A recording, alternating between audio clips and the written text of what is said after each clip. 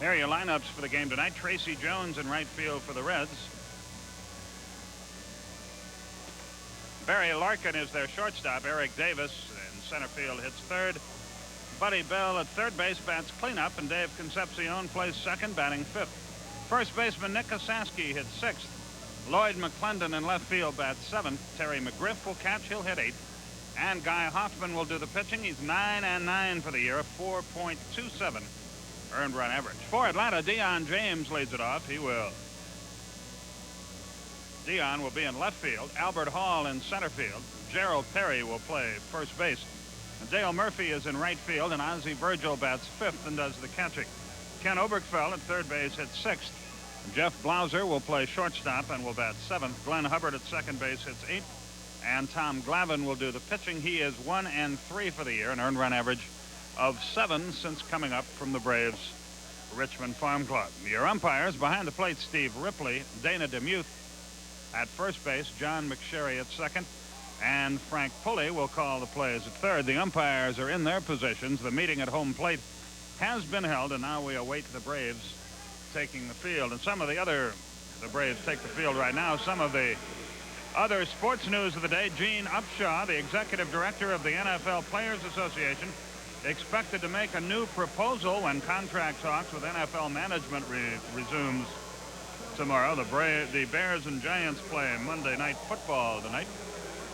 Lee Elia has been rehired as manager of the Philadelphia Phillies for the 1988 season. He took over for John Felski on June 18th and was 42-39 as the head man for the Phillies. And St. Louis Cardinals all-star first baseman Jack Clark probably will miss another week of action with an ankle injury. Clark returned to St. Louis yesterday to have his sprained right ankle examined, expected to rejoin the club in Philadelphia tonight. He's not expected to play for at least 4 more days. Whitey Herzog said Clark's right ankle still badly swollen. He does not expect to play him on the current road trip, and that's not good news for the Cardinals, who lead by 2.5 in what has turned into a terrific pennant race in the National League East. And the Mets may have won their biggest game of the year, coming back and beating the Cardinals yesterday after losing the first 2 games of that series. It looked like they were going to get blown out in 3 straight, but they battled back to win yesterday, so they're very much in the thick of things with the final 3 games of the season between the 2 teams in St. Louis. Well, Glavine completes his warm-up tosses. He's had 2 good outings with the Braves, both against the Pittsburgh Pirates. He has experienced some, after his last start, some shoulder stiffness that caused him to be pushed back a couple of days in the rotation. So he needs a good outing to jack up his confidence, which has to be sagging a little bit. He has been hit hard in 27 innings, 33 hits, just 6 strikeouts, 19 walks. This will be his 6th start, and his earned run average is 7 runs per game, so he needs a good one. The throw by Ozzie Virgil goes to second base and around the horn, and Tracy Jones is ready to lead it off. And leading off the play-by-play story here once again, Pete Van Wieren. Okay, thank you, Skip. Jones at .290 for the year. He has 10 homers, 37 RBIs. Cincinnati simply has to win their games. They're a game under 500. They're still in second place, but they're 6 games behind the Giants. And time running out in this 1987 season. If the Reds are going to make a run, they cannot afford to lose many more games. Glavine's first pitch on the way, fouled back. We're underway. Braves and the Reds are 7-7 against one another this year. 2 games left here, 2 left in Cincinnati in the season series. And the 0-1 is a strike. Nope, it's a ball on the outside. 1 ball, 1 strike.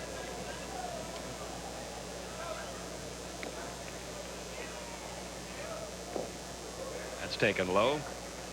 2-1 the count now on Tracy Jones. You can usually tell quite early on Tom Glavine. The games he's pitched well, he's had good control early in the game. The games where he hasn't pitched well, he's been behind in the count on a lot of hitters. Count even on Jones now, 2-2.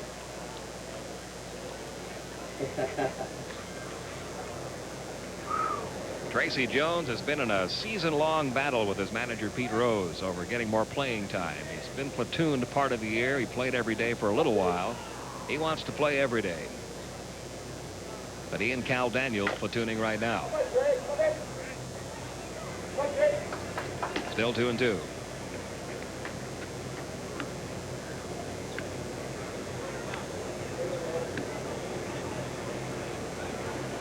Pete Rose has not come back as a player this year. A lot of people thought he would. Perry might have a play over in foul territory. He does. One down.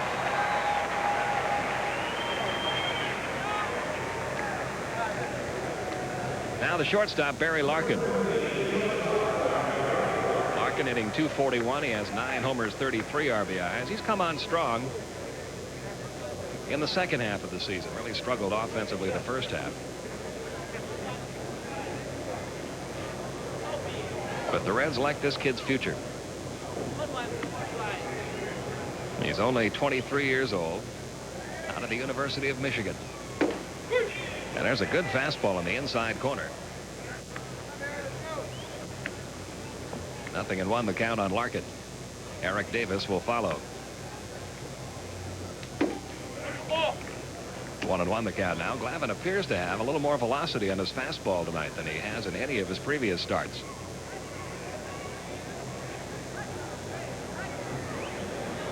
Now the 1-1 coming. Just outside, 2-1.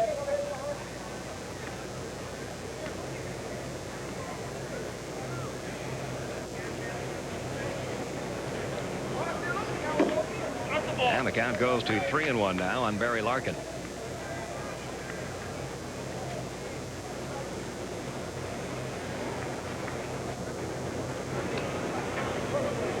Here's the 3-1 delivery, and he walked him. That is now 20 walks issued by Tom Glavine in 27 1/3 innings. His numbers were much better than that down at AAA this year. So he hasn't shown his good control up here as he did down at Richmond. Now Eric Davis, who's been in and out of the lineup lately, he's got a bruised left side. There you see his numbers.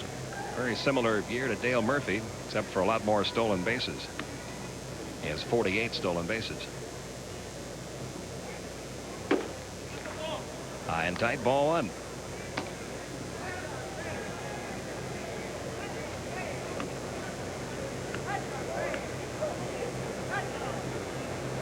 Larkin can steal a base. There you see his numbers for the year. Of course, the first time around when you're facing a pitcher you've never seen before, particularly a left-hander, you're going to make him throw over there at least once. Get an idea what kind of a move he has.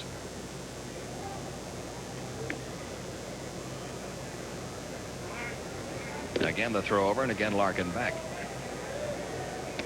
Some managers will tell a pitcher not to throw over there too often, because that's exactly what the runner's looking for, trying to get a feel for the pitcher's move to first.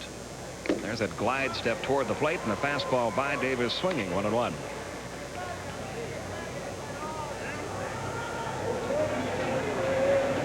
Well, you can see how speed has changed the way pitchers operate out there. You never used to see many pitchers change their motion coming toward the plate, but there's so much speed around the major leagues now in just about every team that any pitcher that works with a high kick has tried to add that glide step toward the plate to shorten the time it takes him to get rid of the ball. Used to be pitching coaches would rage at you if you ever changed your delivery. Now the 1-1. Got the fastball by him. Glavine's fastball's got a little movement on it tonight. He's throwing it with good velocity. He's been clocked as high as about 87, 88. He doesn't have an overpowering type of fastball. His fastball normally sinks, which will get him a lot of ground balls when he's right. Again to first. Again Larkin back.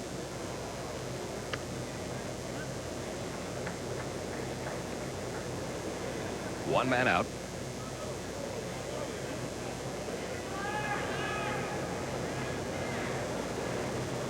And the 1-2 to Davis is pop foul, coming right back this way. Up into the seats above us. So it's still 1-2 on Eric Davis.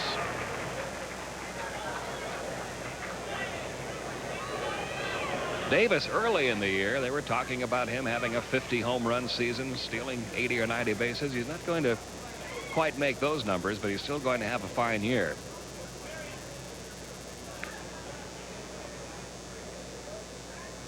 Again to first, and again Larkin back.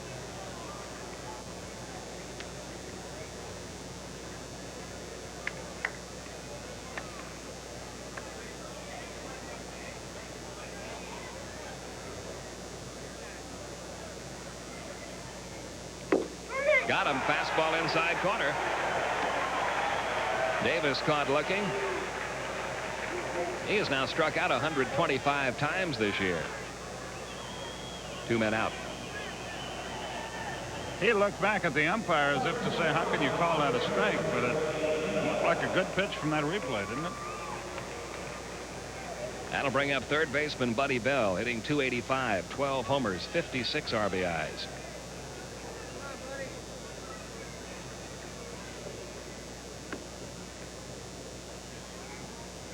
And again, Larkin chased back.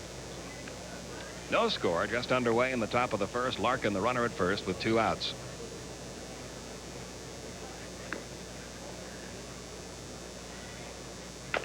The changeup is tapped toward third. Oberkfeld's play will be on to first. It's in time, and that's all for Cincinnati in the first. So Glavine walks 1. That runner is stranded at first. At the end of a half inning, the Reds nothing. Atlanta coming up.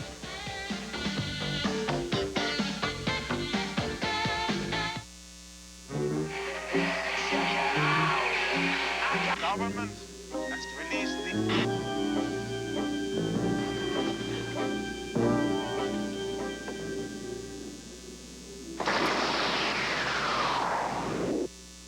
When you're searching for something better, more modern, refreshing, tune into the taste of new Coke. Catch the wave. Coke. You better check the upper and lower spray on. No, I think I got it. What we need is a new washer. No kidding. Tom, more coffee? Oh, thank you. Hey, you guys called me over here. What's up? Well, we know the harbor business pretty well, but... Yeah, but as you know, when it comes to life insurance, we're lost. Okay. How can I help? Your Life of Georgia agent. Good advice for over 95 years. The Eastman Kodak Company judges major photo labs on their quality of color processing. I think we have one. Nice contrast, but is the color true? Yet only a few meet Kodak's high standards. Bring out the determining factor. These labs receive the Kodak Color Watch seal. One superior photo lab is Eckert Drugs. Right on the money. And it's Eckerd? Eckert. For color processing that impresses even Kodak, look for the Color Watch seal at Eckert Drugs. A look at Cincinnati defensively. McClendon making his first start in the outfield. He's done some catching and played some third. He's in left tonight. Davis in center, Jones in right. Bell, Larkin, Concepcion, and Osaski around the infield. The rookie Terry McGriff doing the catching. For left-hander Guy Hoffman, who comes in with a record of 9-9, 4.27 earned run average. He's been used 19 times as a starter, 14 times out of the bullpen for Cincinnati. One reason Pete Rose has him starting in this series is Hoffman has never lost to the Braves. He's 3-0 lifetime. 2 of those wins coming this year. He's the kind of pitcher that seems to give the Braves a lot of trouble. Braves have a lot of good fastball hitters on the team, but Hoffman throws a lot of off-speed pitches. And pitchers who throw a lot of off-speed breaking balls especially seem to be the ones that the Braves have the most trouble scoring runs against. Deion James, a 6-game hitting streak, a .306 batting average. Ball 1 the count. James now ranks 8th in the National League in hitting.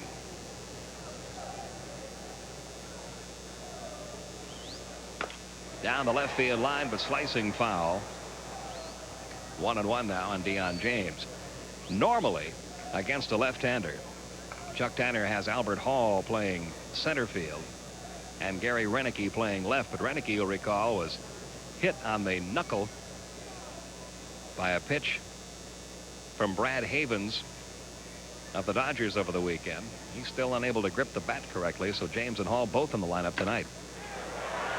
That's into center field. Deion James with a leadoff single. Well, he is specialized at leading off ball games, getting on base.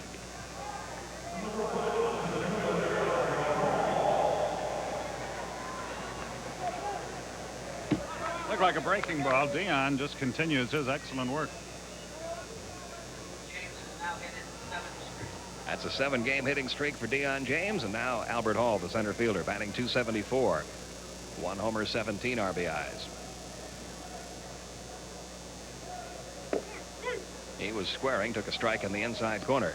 Pete, you'll be happy to know some of the ladies from Hooters are out here at the ballpark tonight. Right over there. Pete. James getting his lead.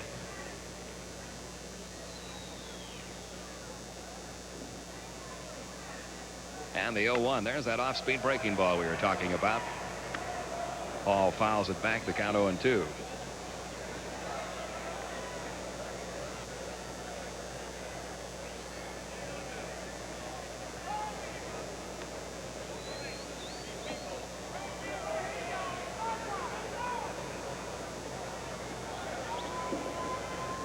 There's one of the gals from Hooters.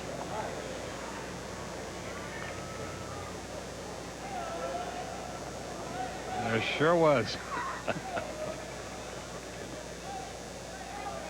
Hoffman ready for his 0-2 pitch now to Albert Hall. He threw him one up and in. That's something you don't see a whole lot of pitchers do anymore. Used to be anybody that pitched in the major leagues had to have that pitch to survive up here. But I think word is getting around because it seems like the second half of the season, more and more pitchers have been throwing brushback pitches. James is chased back. I really think they've changed the strike zone, too. I think that the high strike has come back into vogue. I think there was so much talk and so much written about the changing strike zone that they've tried to change it back. It's obviously been a much broader strike zone since the All-Star break. Albert Hall will agree with that. He just looked at strike 3. 1 down.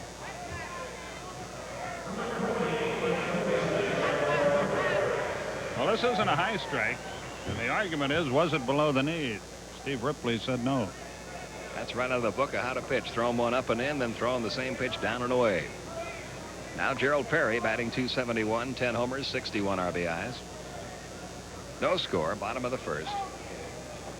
James at first with 1 out. Breaking ball, line down the right field line, headed toward the wall, off the top of the fence. It's going to stay in the ballpark.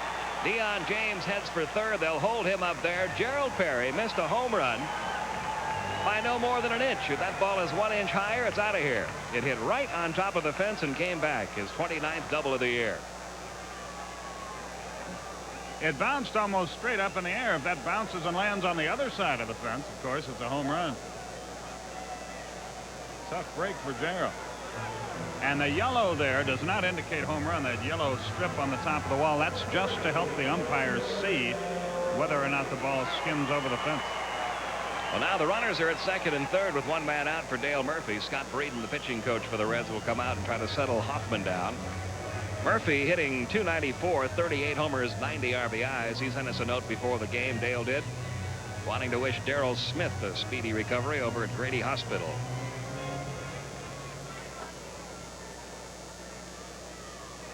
Well, we'll see if Dale can get a couple of runs home here. Good speed down at second base. They may not pitch to him. Also, Ozzie Virgil on deck. Excuse me, Pete. Also, Pat Shepper wants to be remembered to friends and family back in Yellow Spring, Ohio. She's here tonight, taking in a Braves game. See if they pitch to Murphy here with first base open. They will not. So Ozzie Virgil will be the man coming to the plate with the bases loaded and 1 out.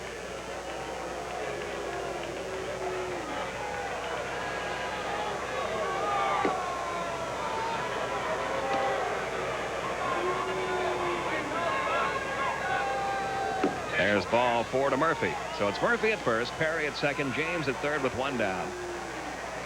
And Ozzie Virgil stepping in. He had 2 home runs in yesterday's game. Now has 26 homers for the year, 66 RBIs. His batting average .247.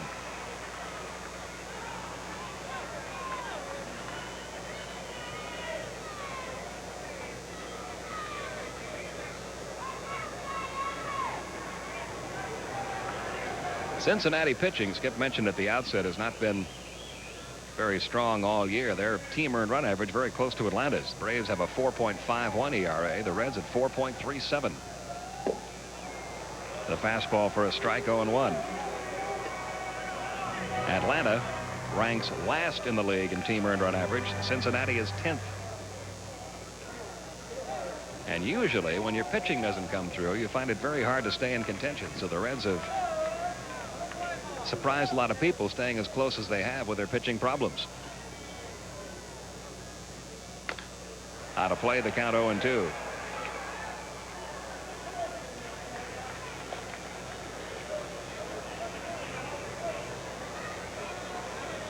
There were rumors all season long about potential deals the Reds were going to make to improve their pitching staff. But the Reds just do not seem to want to give up any of their young players, infielders and outfielders. They have an abundance of them, but they don't seem to want to part with any of them. And that's who everybody that has pitching to offer wants to get from the Reds. 1-2 the count. Zane Smith has more complete games himself than that.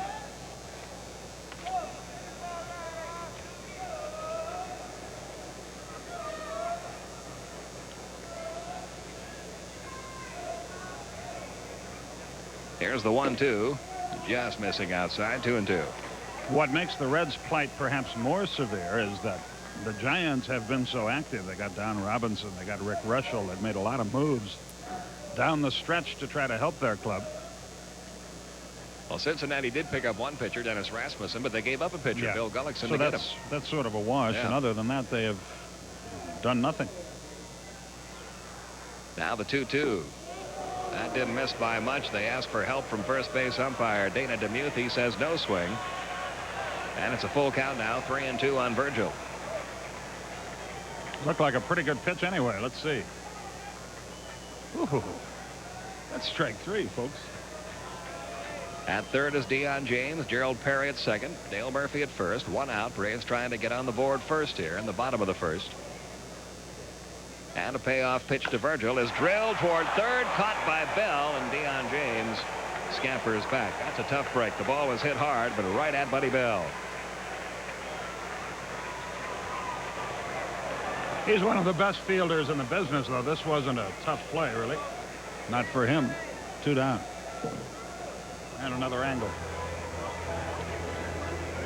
So now it'll take a 2-out hit from Ken Oberkfell. 286 on the year, 3 homers, 44 RBIs. He has a 6-game hitting streak.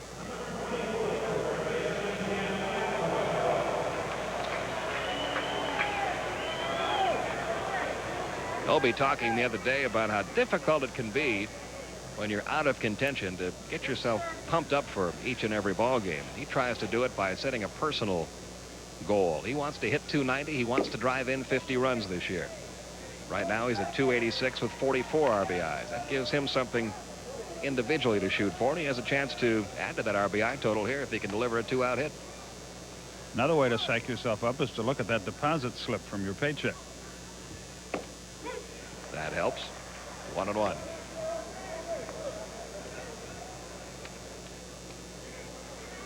The Reds know they're a game under 500. They're in second place, but they know they have to play just about winning 2 out of 3 the rest of the way to have any chance at all. And they have to beat the Giants when they play them next weekend. They have an odd schedule this week. 2 games here. Then they have an off day Wednesday in Los Angeles. That game had to be changed because of the Pope's visit. He's going to be at Dodger Stadium on Wednesday. So they'll play 2 games in Los Angeles on Thursday. Then they go to San Francisco. And they get an off day in San Francisco on Friday because of the Pope's visit. He'll be at Candlestick Park on Friday. And they play the Giants on Saturday and Sunday.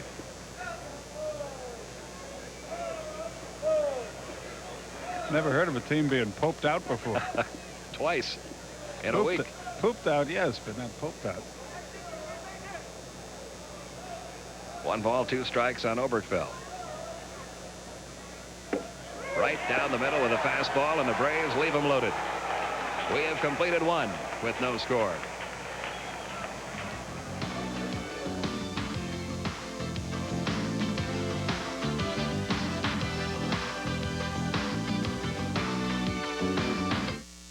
Be right back, Pop. This bud's for all that you do. Hey, Pete, come here. This yours? Hey, my glove. I found out Pop worked overtime to pay for it. He was always knocking himself out to give us something better. Sounds a lot like you. Budweiser, the king of beers, Hey, Pop. salutes everyone who's ever worked for more than just a paycheck. Thanks. I think that's my line. This bud's for you. When it comes to autofocus cameras, some give you part of the action, but Canon EOS gives you all of the action. When it's so dark that some can't focus, EOS doesn't miss a trick. And Canon EOS has computers and motors in every lens for fast focus. So great shots are easy and so creative, the competition is out of the picture. EOS, more than autofocus, easier than ever. Canon, the official camera of the Atlanta Braves. This is the Fuller family. The Fullers have just filled full with 4 fried foods. And this is the fullest the Fullers have ever felt, folks. Alka-Seltzer to the rescue. Alka-Seltzer fights your acid indigestion and fixes your headache in a flash. Send Alka-Seltzer to the rescue and feel your finest, fast. Alka-Seltzer to the rescue. Try extra strength Alka-Seltzer. More of what you take Alka-Seltzer for. No score as we go to the top half of the second. Dave Concepcion, Nick Osaski, and Lloyd McClendon do up against Tom Glavine in inning number 2.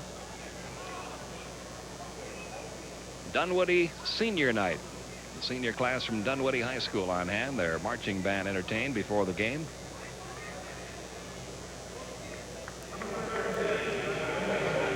Dunwoody's that very exclusive suburb here where all the ladies have the riding vacuum sweepers, right? That's right. Yeah.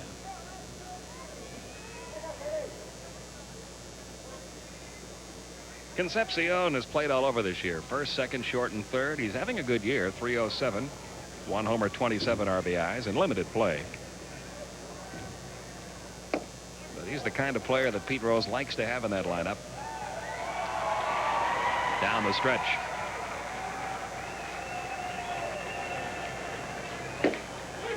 One ball, one strike again in the second inning. Glavine really popping that fastball. Boy, some people are really cynical, you know. I was out and about today, and a friend of mine stopped me and said, "You heard the new rallying cry in Atlanta?" And I said, "No, what do you mean?" He said, "It's broken bat grounder to second. 1 away.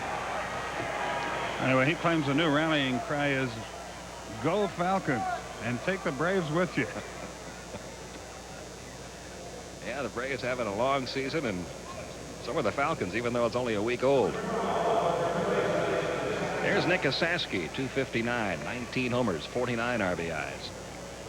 He's one of the players a lot of teams have asked for when they've offered pitching to Cincinnati. The Reds will not part with him, at least not now. Off the end of the bat toward first. Perry handles this one, and he'll win the race to first for out number 2.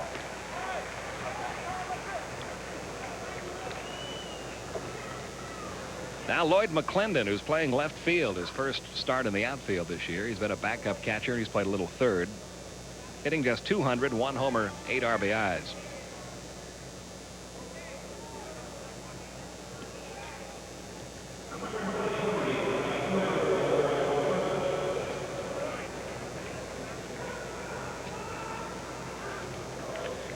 No score, top half of inning 2. This is a 2-game series. Tomorrow night, a 5:40 game. David Palmer against Ron Robinson, and the Braves head west. A couple of games in San Diego and 3 in Los Angeles before returning for the final homestand of the year next week.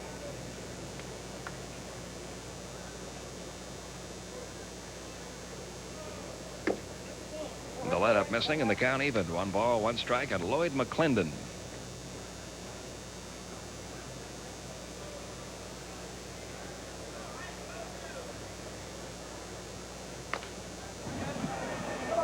One and 2 the count. When the Cincinnati Reds sent Tom Seaver back to the New York Mets, they got McClendon, they got Charlie Palaio, and they got another youngster named Jason Felice. That was back in '82 when McClendon was still playing Class A baseball.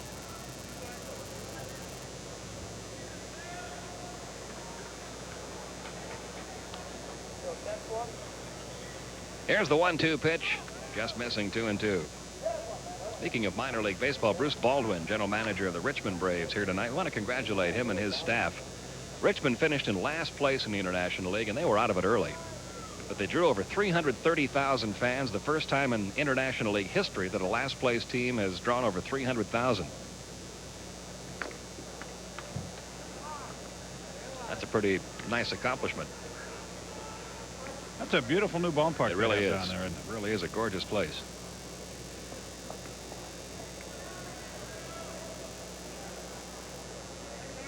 Well, we'll get down there next strike. Let's see if football goes on strike next week. If the 2-2 pitch is right through there, strike 3. The NBA hasn't settled their dispute yet. Baseball may have one coming up after that arbitration ruling on September 21st. Could be kind of quiet. It's been kind of quiet in this game. We go to the bottom of the second with no score.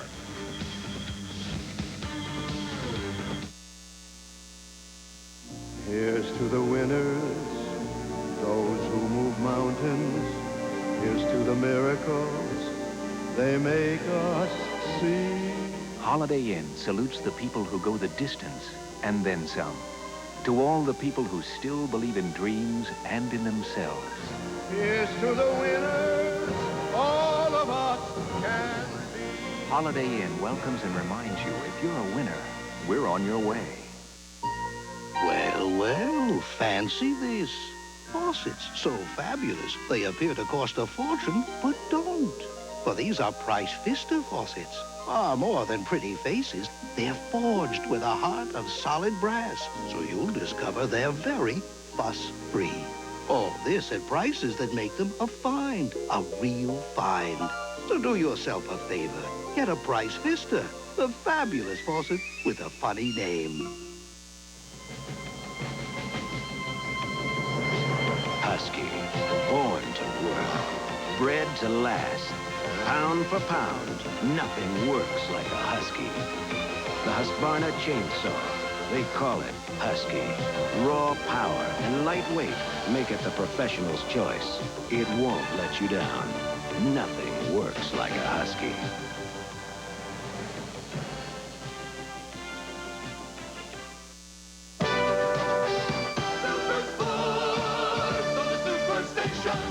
Braves versus Reds, 7:35 Eastern tonight. Lower third of the order as we go to the bottom half of the second. Jeff Blauser, Glenn Hubbard, Tom Glavine do up against Guy Hoffman. Braves left the bases loaded in the first inning, and now Blauser steps in. 231, 2 homers, 8 RBIs for the 21-year-old rookie.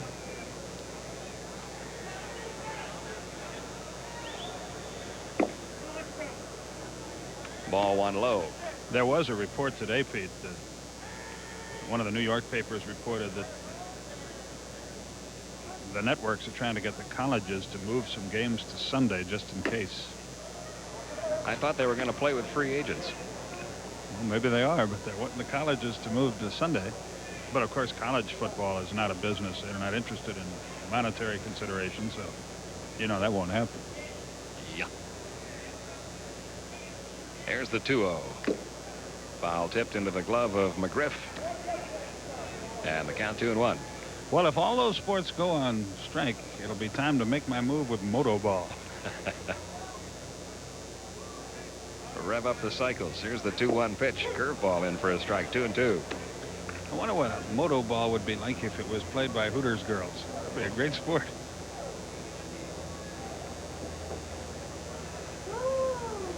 Here's the 2-2, and Blauser is out of there. That's the third strikeout for Hoffman. That's what Hoffman tries to get you to do. He tries to get you to chase that sinker that's out of the strike zone. And he's another one of these guys that doesn't overpower you. A lot of breaking balls like this one. And the Braves just cannot hit off-speed pitching. Glenn Hubbard, 270, 5 homers, 38 RBIs.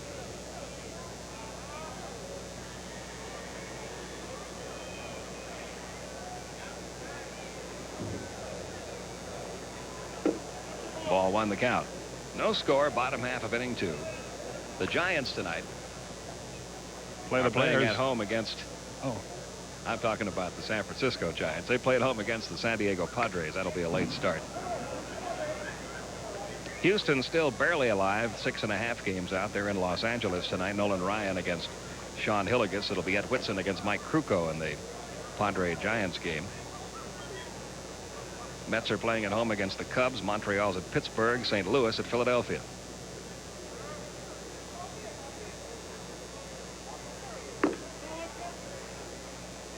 Two balls and a strike now on Hubbard. One decision the Braves have to make is whether to try to re-sign this guy. Yes, his contract expires at the end of the year.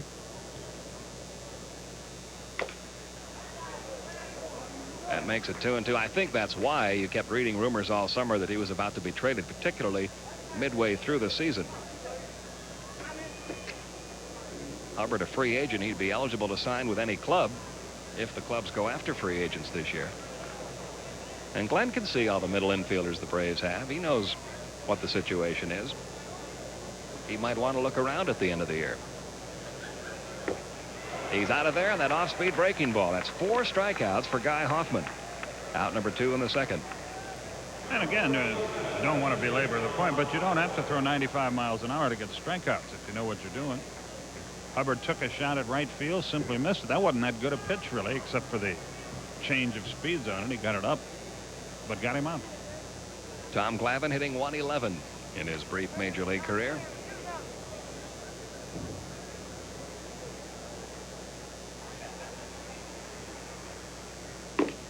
Didn't get the fastball, 0-1. Hoffman, not the type of pitcher to record a lot of strikeouts normally. Averages about 4.5 strikeouts per 9 innings. He's already got 4 in this game.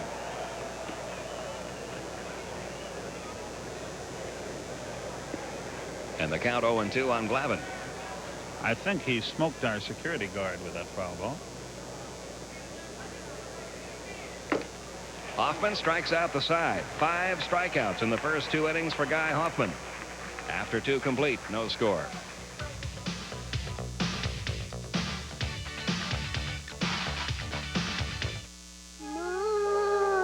Even with all you do to keep your family healthy, you may be overlooking something that could cause illness. Roaches, now proven to carry at least 6 known diseases. Call Orkin, because Orkin has protected more homes from disease-carrying pests than anyone on Earth. That's why they're #1. And they'll make your home safe from pests or your money back. Call Orkin today. For pests, they just might be all the protection you'll ever need. Burger King has something new for breakfast. Have a new bagel, have a new bagel, have a new bagel at Burger King. Introducing the Bagel Sandwich, a big bagel with fresh eggs, cheese, and your choice of bacon, sausage, or ham. Have a new bagel, have a new bagel. The new Bagel Sandwich, a big breakfast now at Burger King. The best food for fast times. Another beautiful Monday. Coast, the scent opens your eyes. Coast a ladder, and you realize that coast is the way to make you feel alive. Coast, feel alive. Sure beats snow. Feel alive with Coast. Well, we got a great one coming up for you Saturday. SEC football at its best. The Florida Gators and Bill Curry's Alabama Crimson Tide, fresh on the heels of their big win over Penn State. But Florida's a good club, too. Bob Neal, Tim Foley will have it for you at 12:15 Eastern Time. Craig Sager will be along with all the other football news of the day. All starts at 12:15 on Saturday on TBS. We are scoreless going to the top of the third. The catcher, Terry McGriff, will lead things off against Tom Glavine. Pitcher Guy Hoffman will follow, then back to the top of the order, and Tracy Jones. Glavine a little late getting out there. He was the final hitter. There's his last warm-up toss. Pete, have you been wondering what's on the Superstation after the game? I was wondering about that on my way into the ballpark. Well, a woman struggles to find her own identity when her husband leaves her after 15 years.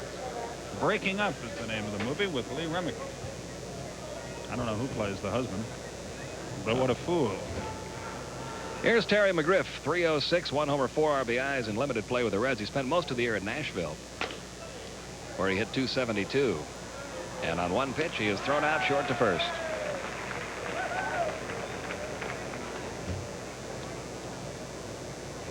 That'll bring up the pitcher, Guy Hoffman.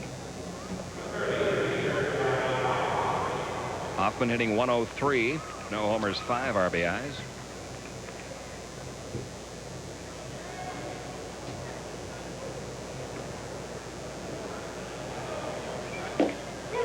On the inside corner for a strike. Glavin's been very sharp in these early innings.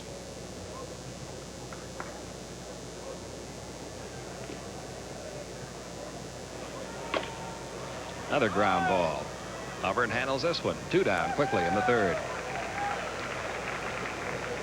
So the first time around the order, all Cincinnati has to show against Tom Glavine is a walk. Now we'll go back to the top of the order. Tracy Jones, who fouled out to the first baseman. Jones, a volatile type of guy, plays very, very aggressively.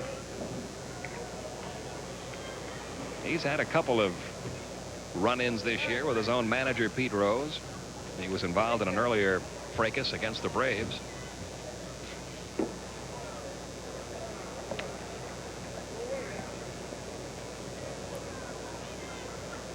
Andres Thomas, by the way, hopes to play when the Braves come home from this upcoming road trip. He's coming along. Deep to right center field. Hall on the run. He gets there. And it's another 1-2-3 inning for Tom Glavine. Nothing doing for the Reds. We've played 2.5. Still scoreless from Atlanta.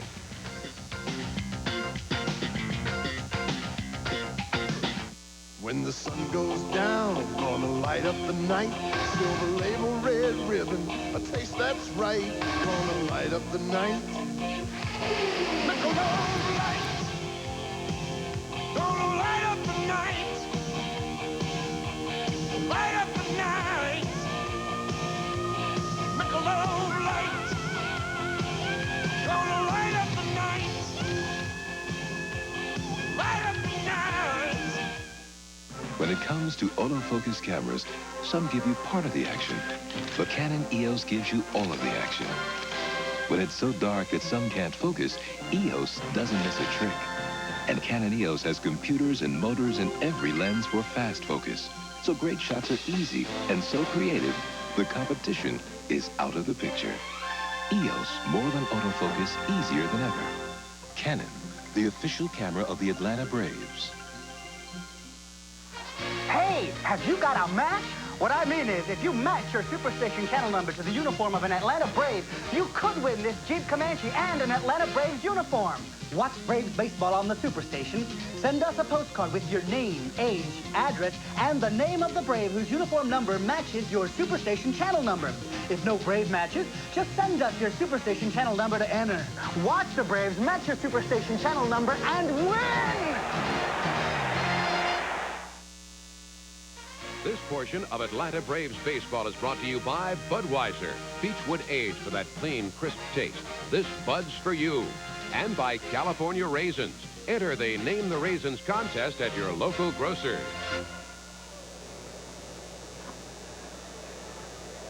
We go to the bottom of the third. No score. The Braves with 2 hits. Cincinnati has nothing but zeros up there. Top of the order for Atlanta. Bottom of the third. Once again, here's Skip. Okay, Pete, thanks. Deion James singled to center his first time, and he'll lead off the bottom of the third.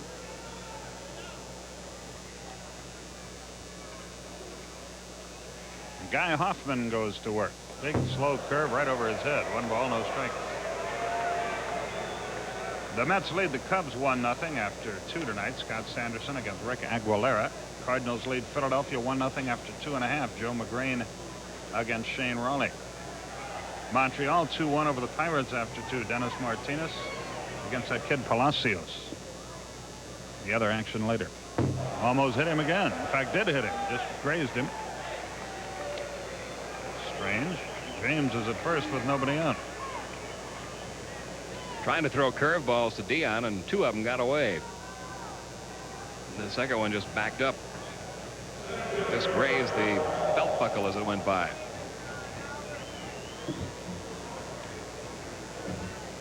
In the American League tonight, Milwaukee leads the Yankees 1-0 after 2. Boston, Detroit scoreless after 1.5. Roger Clemens against Doyle Alexander in Detroit.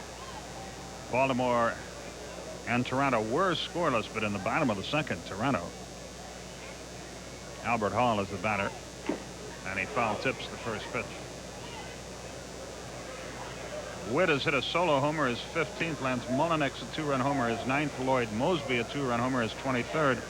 So it's at least 5-0 Toronto in the second inning. Minnesota and Chicago scoreless after 1, and the other action not yet underway, and that's all the other baseball up to the moment. 3 more home runs given up by that Oriole pitching staff. They've given up 197 home runs this year. Oh. He took a shot at right field, didn't get it, and Hall is again in the hole 0-2. He was a strikeout victim his first time, was caught looking. Pete Van Ware and Skip Carey, would you? From Atlanta, Fulton County Stadium, a crowd of 6,000 or so on hand. Boy, it's a beautiful night. Not much humidity. It was 85 at game time.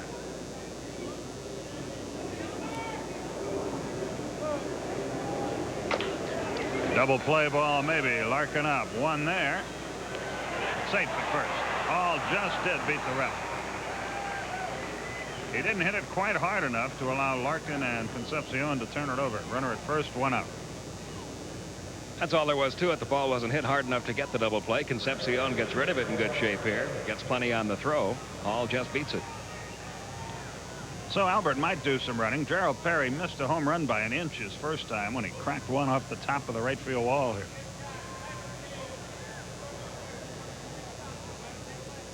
here. It wound up a double, his 29th two-base hit of the year.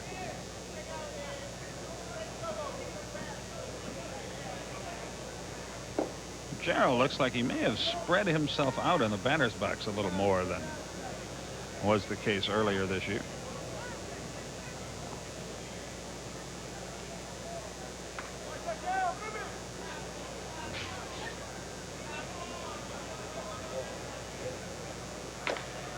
Tapped foul past first. That may be to keep him back against the off-speed stuff of a pitcher like Hoffman. You have a chance, a tendency to overstride and get way out in front against a guy who changes speed. You look at Gerald Perry's numbers for the year, particularly after that slow start after the first 6 weeks. He won't quite reach the same level, but he's going to perhaps enter the level of play that Chris Chambliss provided for so many years. Hitting around 280, 15 home runs or so. He'll steal a lot more bases than Chris did. But he's going to finish this year somewhere in the 270s with about 70, 75 RBIs, and most of that after the first 6 weeks of the season. And not that far behind Bob Horner. Home runs way behind, but RBIs some behind. Much better defensive player, much faster. And Bob doing very well, both financially and artistically in Japan. 2 balls and a strike to count to Perry. Runner at first, 1 out. David Palmer against Ron Robinson tomorrow. It's a 5:40 game. Runner going, fouled away. Played some hit and run. Count evens, 2-2. I'm pretty sure we'll have room for you for the 5:40 tilt tomorrow. Then we go away for 2 in San Diego. Kevin Kaufman against Mark Grant. On Wednesday, Zane Smith against Eric Shaw. Thursday afternoon, a businessman special in San Diego.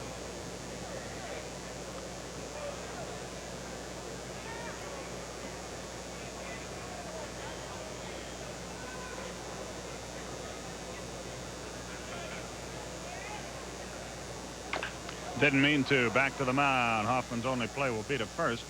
Runner at second, 2 out. And again, Murphy bats with a base open. Let's see what happens this time. They walked him the first time, and it worked out for them. Braves had the bases loaded, 1 out in the first, but Virgil lined to Bell, and Oberkfell was called out on strike.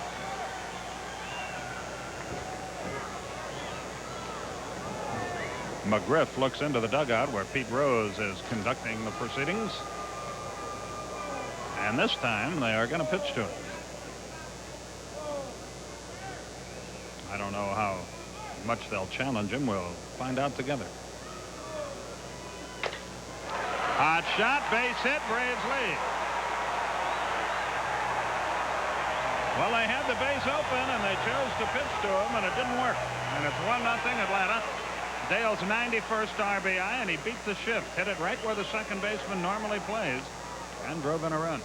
I really thought since they were pitching to him, they'd throw him a lot of off-speed stuff. Surprising to see Hoffman throw a fastball there. It was down and away. Murphy went with it and gives the Braves a 1-0 lead. Virgil, the batter, he lined out his first time. Had 2 home runs here yesterday.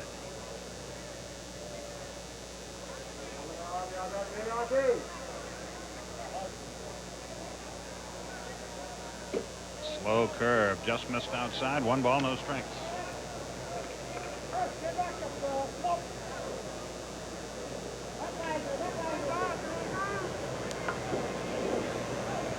Guy Hoffman gets the side.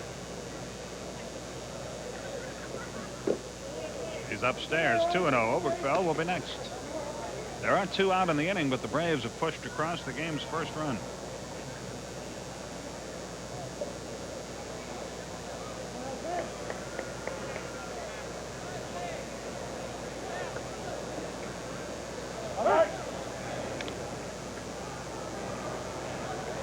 Murphy chased back to first.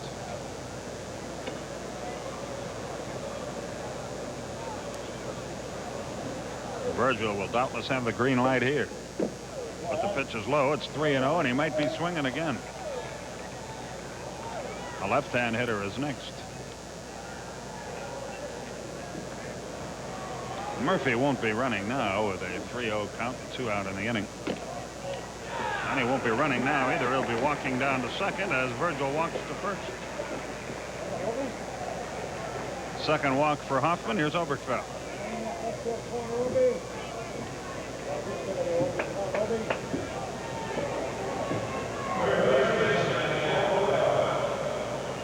He was called out on strikes with the bases loaded his first time.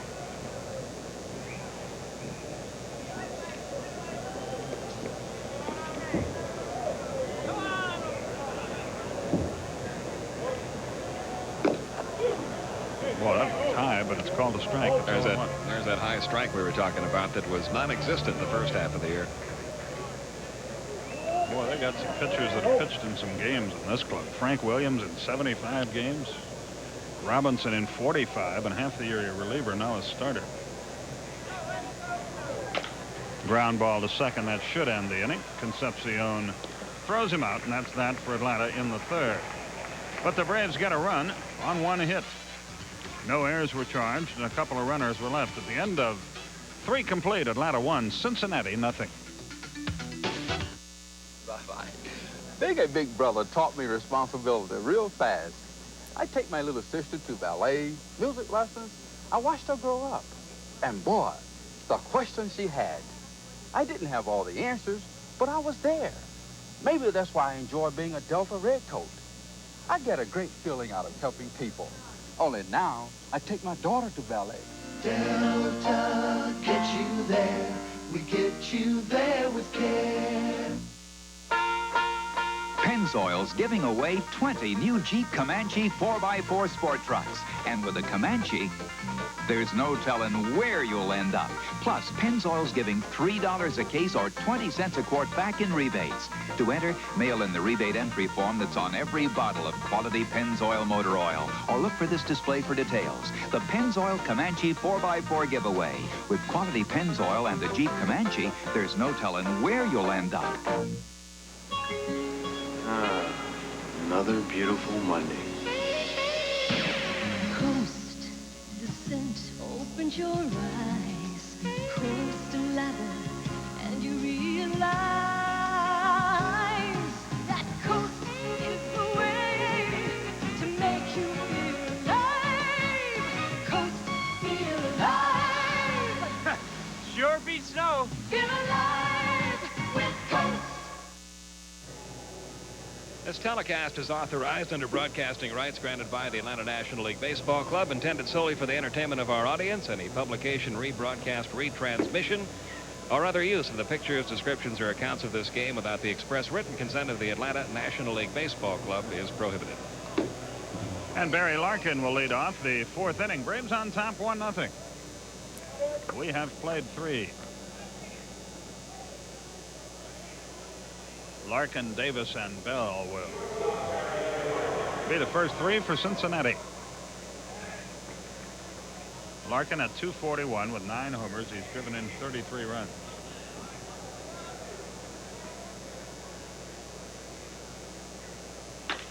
And he rifles one to left field. On the move is James, and he gets there. 1 out. Boy, that's 2 balls in a row that have really been ripped, but both for outs. 1 down in the 4th. And Eric Davis will hit. This is eventually going to be Deion James' position for Atlanta. Chuck Tander would like to put him in left field and just leave him out there. He's been a good center fielder, but Chuck would like a little more defensive range in center than Deion provides, and Deion will probably be the Braves left fielder next year. Davis, a strikeout victim, his first time. Off-speed curveball is a nice one. 0-1. 1-0 Atlanta, 4th inning. Pete Van Wieren, Skip Carey with you. Last strike 2 at the knees. So Glavine quickly out in front.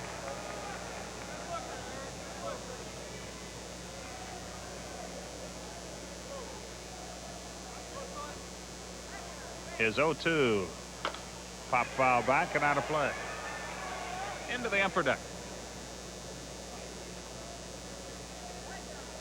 Did we ever hear who won the U.S. Open tennis tournament? Was it Ivan Lendl? Lendl won it. I don't know the scores, but he did eventually win it. Long match. Oh, man, it went on forever, didn't it? Boy, he didn't miss by much with that fastball. This is the best fastball that Glavine has shown since coming to the big time. The Reds very similar to the Braves in that record. Good curveball, and Davis out on strikes for the 2nd time.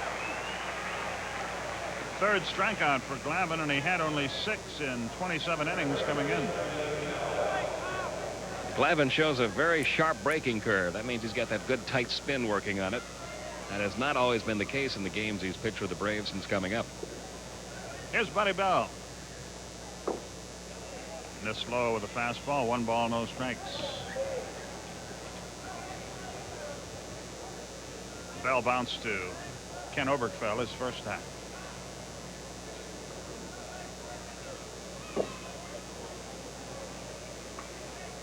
Two and 0. Both those guys were just, I don't know anything about tennis, but they're both standing back at the, whatever they call it, the baseline, and just lobbing it back and forth, which was not too exciting. Wonder how Dan Rather liked that match today.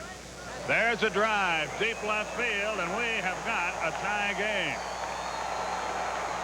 Bell unloads, and it's 1-1.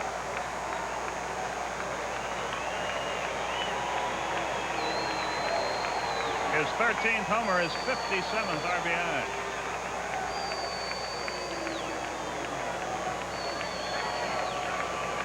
That's why you like to have a couple of veterans in your lineup going down the stretch. They will deliver the big hits for you. This is a big hit for the Reds. They were down by a run. Buddy Bell gets them right back in the ball game with a fastball in the middle of the plate, and he got all of it. And as Dave Concepcion stands in, what does Dan Rather have to do with it? Oh, you didn't hear the story today about how he got so upset the other day that the tennis match was running long. He went to complain to management, and all of a sudden the match was over, and the news came on. They had 6 minutes of dead air. Is that right? Yeah. I didn't see that. What did he used to say there for a while? Courage. Yeah, courage. Up the middle, headed for center field, base hit.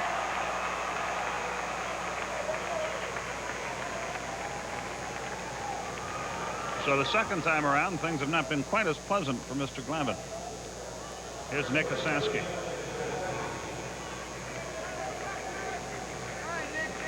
I thought he was a big tennis fan. All those New York.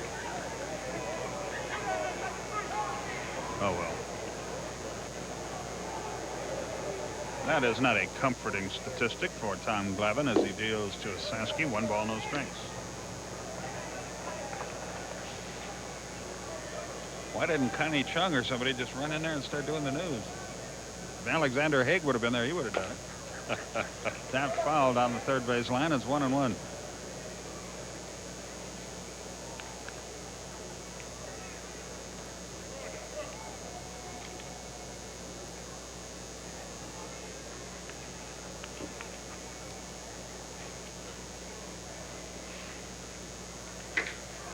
Fly ball, short right field. Murphy coming hard, still coming, dives, cannot make the catch.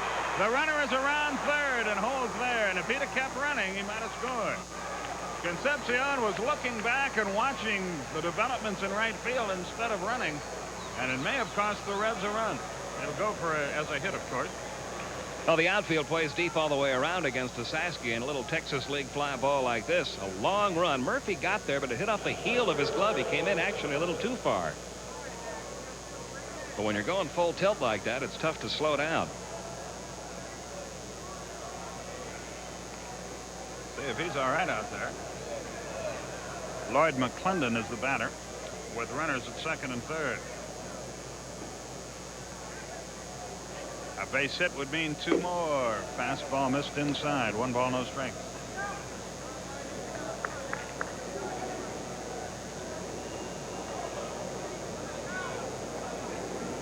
Each team has a 1-3-0 line score. On the outside corner, McClendon didn't think so. The count evens at 1-1.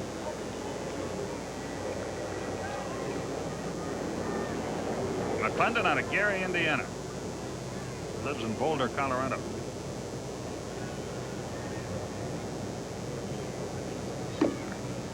He's the guy way back in 1973 was 5 for 5 in the Little League World Series, all first pitch homers. Then he was walked 3 times intentionally by the Taiwanese team that won the tournament, as they almost always do. 2 balls and a strike. 2-2.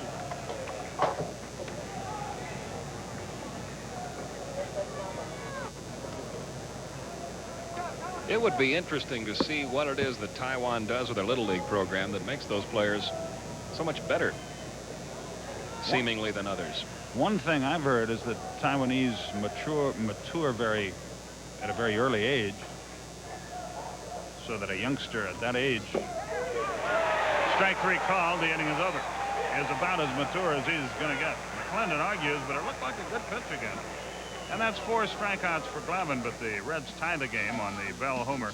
1 of 3 hits in the inning. 2 men were left. We go to the bottom half of the 4th inning in a 1-1 game.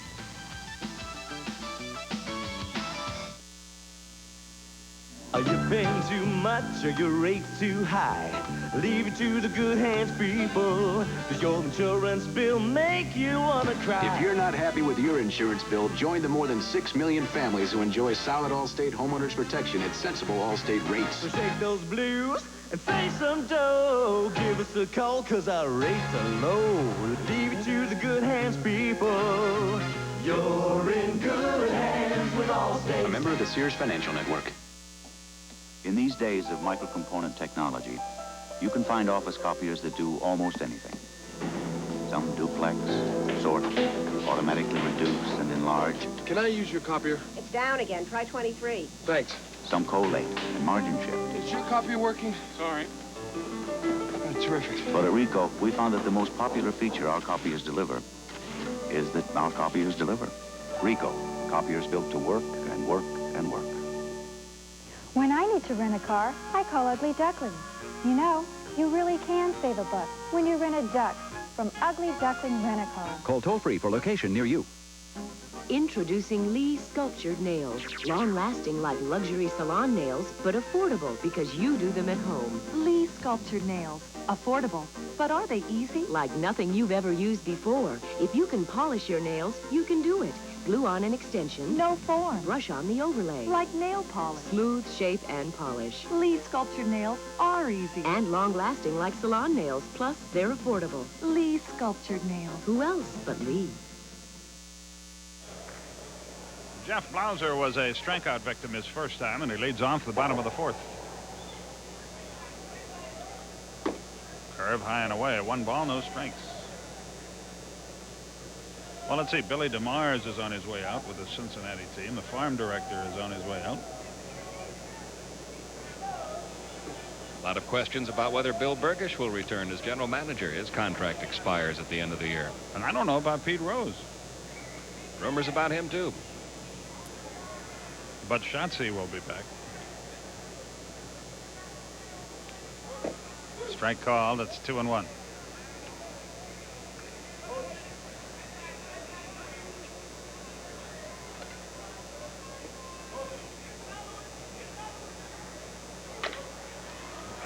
Past the pitcher, Larkin. Good play. He's a good-looking athlete. 1 down. Blauser is retired. Marge Schott has said publicly that. Well, first let's look at the replay. This kid has good range. Has a very strong throwing arm, which he demonstrates there, throwing off the wrong foot. Mrs. Schott runs the Cincinnati Ball Club, and she has said, if this team doesn't win, don't blame me. I've given these people what they wanted. And it doesn't look like they're going to win, and that is not what you would call a ringing vote of confidence for Mr. Burgish or Mr. Rose. 0-1 the count to Hubbard.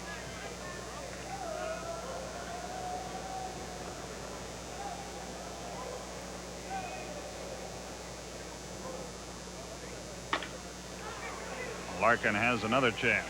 That was a funny hop. 2 down. Well, there was a movie once, I'm sure if Julius Erving is looking in tonight, he'd rather I not remind the folks that he once starred in a movie, The Fish That Saved Pittsburgh. One of my favorites. Oh, well, that was just like Slugger's wife, only maybe worse. Maybe someday the story in Cincinnati will be the St. Bernard that saved the Reds. Tom Glavine, the batter.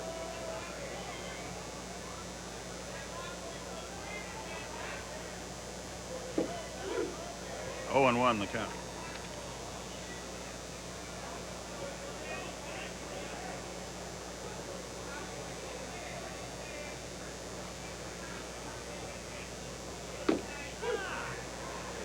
Oh, and 2 the count.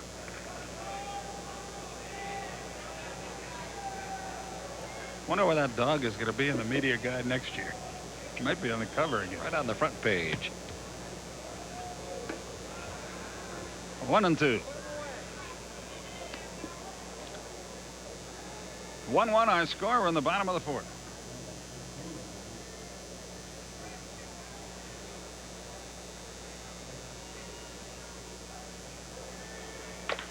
Well hit, but right out the second baseman, Concepcion, on 1 hop, and Hoffman works a 1-2-3 4th inning. We go to the top of another 5th, all tied 1-1.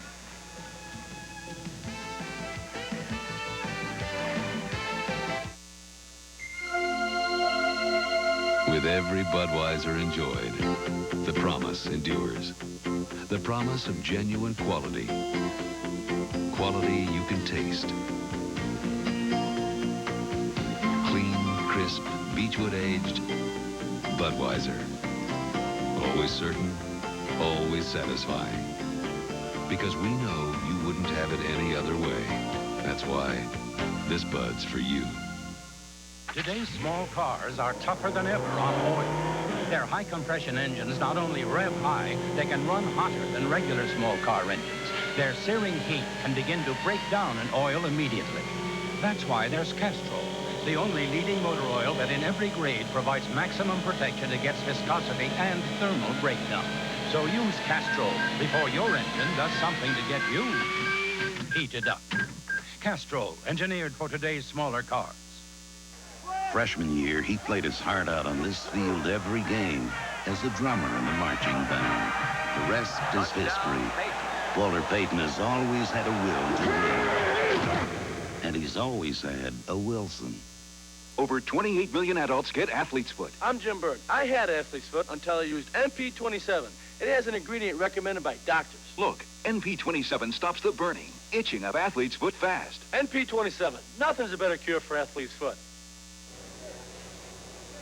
Here's a special offer for Braves fans. Subscribe now to Super Sports News, the official magazine of the Braves, and you'll receive a 32-page full-color Braves photo album absolutely free. To subscribe, send $11.95 for the next 12 issues.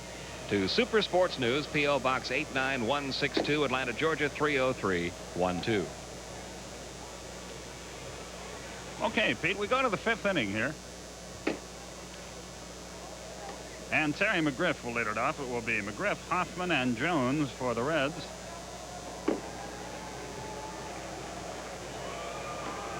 In the top half of the 5th inning. Ernie Johnson, John Sterling will join you after this half inning. Our audio lady, Stephanie Bradley, up in the booth this evening. Stephanie could be a Hooters girl if she wanted to be.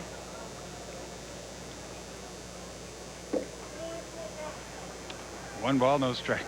I don't think she wants to be. Our audio girl, Stephanie Bradley, now leaving the booth. Not a happy person. Pop foul back and out of play.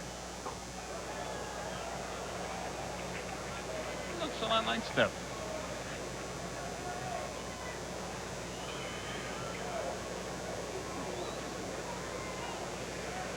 The 1-1.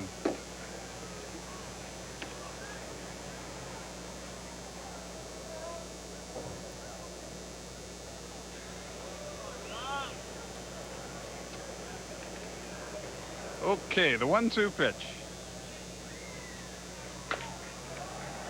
That's a foul ball.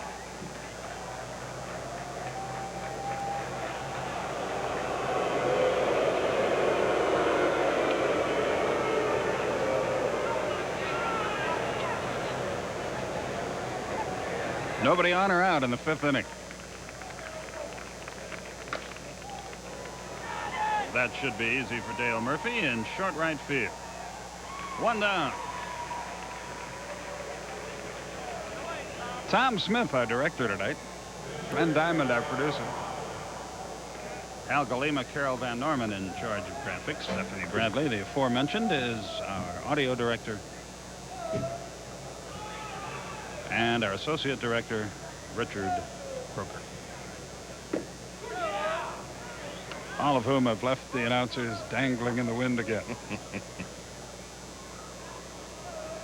The 0-1 to Hoffman. Glavin quickly out in front. He has pitched impressively here tonight against a very good hitting baseball team.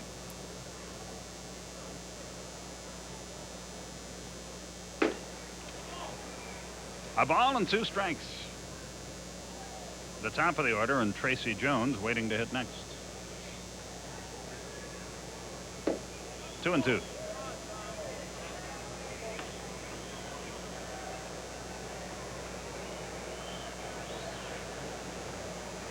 What a year, huh? The pitch. Full count. 3 balls, 2 strikes.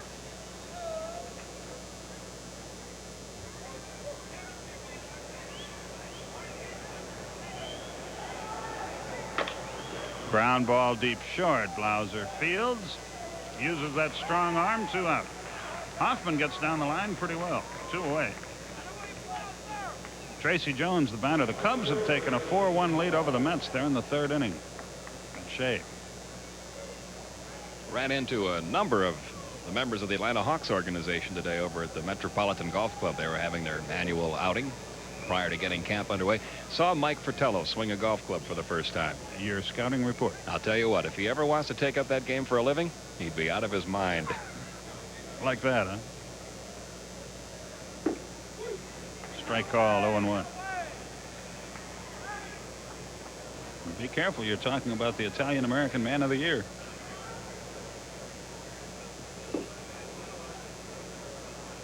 A ball and a strike. Hawks will be getting started. Well, the season, I think, opens for them November 6th. So about the first week of October, they'll crank it up. Fly ball, deep left field. Will the ballpark hold it? Yes. James scraped it off the wall, and the inning is over. Jones missed by an eyelash, giving his team the lead. No hits, no runs, no errors, nobody left. Ernie and John will join you now at the end of 4 1/2, all tied, 1-1.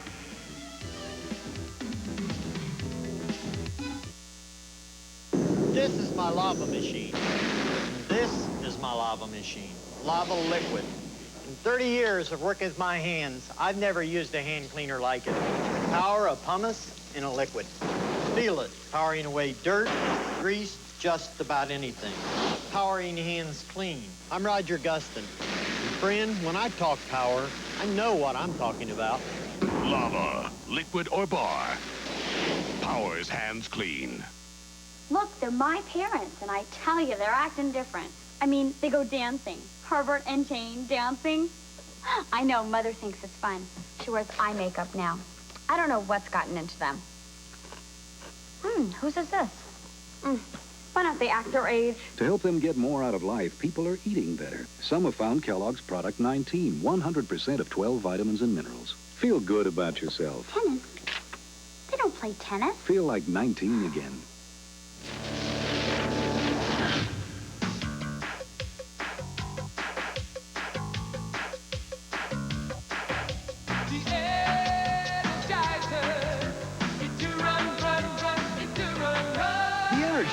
Good times never lasted longer.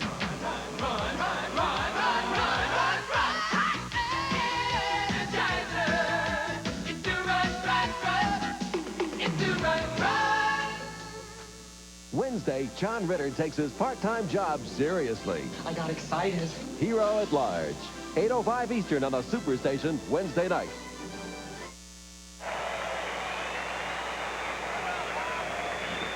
Oh, yeah. A little bit of harmonica solo here at the stadium between innings. We go to the bottom of the fifth, all tied at 1. Good ball game. Buddy Bell homered for the Reds to tie it up. Dale Murphy had singled in the 4th inning with 2 outs to knock in a run. And that's where we are as we go to the bottom of the 5th. Ernie Johnson, John Sterling with you now from the stadium.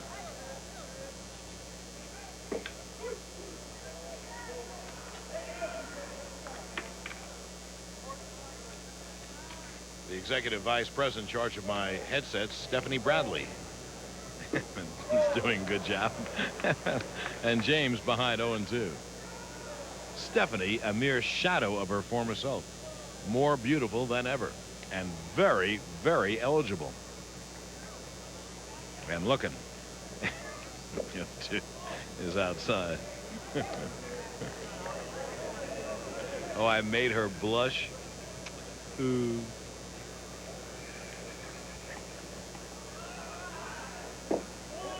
Now the count 2-2. Hoffman really a long shot to make this pitching staff, and he's pitched just about as well as any other Red starter. They've had a lot of problems in their starting staff this year. One of the reasons why they probably won't win the Western Pennant. Breaking ball misses, and the count goes to 3-2. Hoffman, one of those lefties, throws a lot of breaking balls and changes. Looks like he's added a Scroogey. Does not overpower you.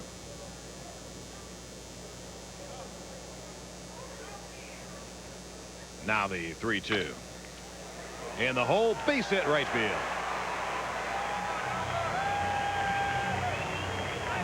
Well, Stephanie, I have to get on with the game, but you know, you ought to think about the love connection. Back to the old ball game. Here's Albert Hall. The Reds have started an all right-hand hitting lineup against left-handed Tom Glavine. The Braves have 3 lefty hitters in, and they have combined for 3 hits thus far. 2 by Deion James, 1 by Perry, who narrowly missed a home run in the 1st inning when his line drive hit the very top of the right field wall, which is the epitome of bad luck. It became a double, no runs scored, and the Braves didn't score in the inning. And about a 1/4 of an inch higher, it had been a 2-run home run.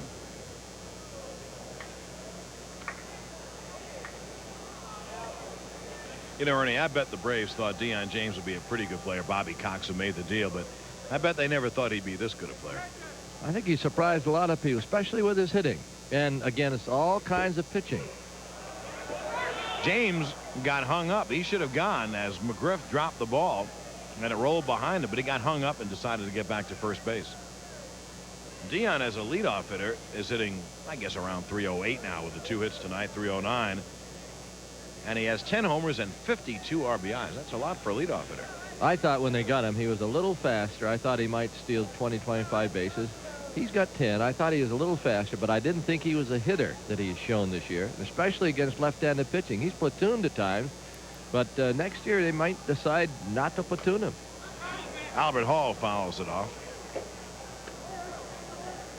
Albert Hall's had a good year. He's certified himself as a major league player.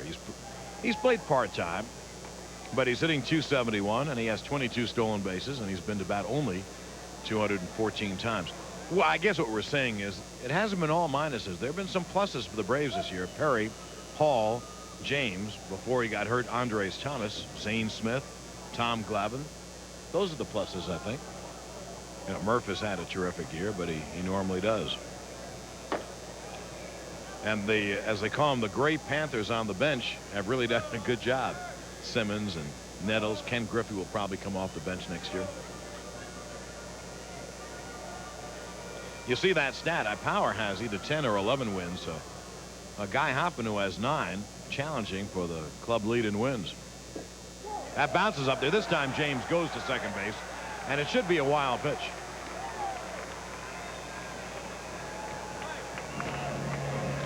He's been flirting with one with this curveball in the dirt. He finally gets one.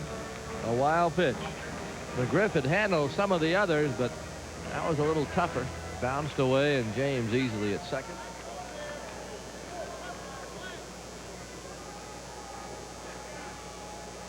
Now Hoffman would like to have a brief discussion with Terry McGriff. It'll be a 2-2 pitch coming up. We're tied at 1 here in the bottom of the 5th. They might switch signs, and that's what Concepcion is coming in to find out. Are you going to change the sign with a runner at second? If you do, well, I got to know. Infielders play on the sign many times. Not so much the third baseman, but also there have been times the third baseman has been flashed a sign of the pitch to come by the shortstop or second baseman, especially if it's a very important game and a close game.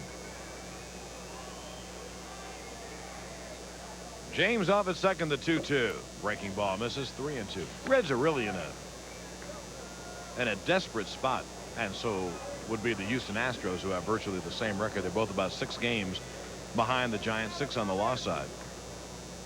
We made the point over on radio. If the Giants go 9-10, if they play a game under 500, 9-10, Houston and the Reds would have to go 15-4 just to tie them. Check swing is foul.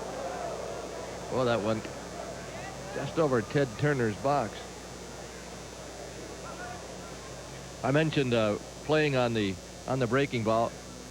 With Albert Hall up there batting right-handed, and if a curveball is thrown, the shortstop and the second baseman, they're going to just kind of lean a little bit toward third, because if Hall hits a curveball, chances are he's going to hit it on the left side. He's going to pull it because it's going to come into him.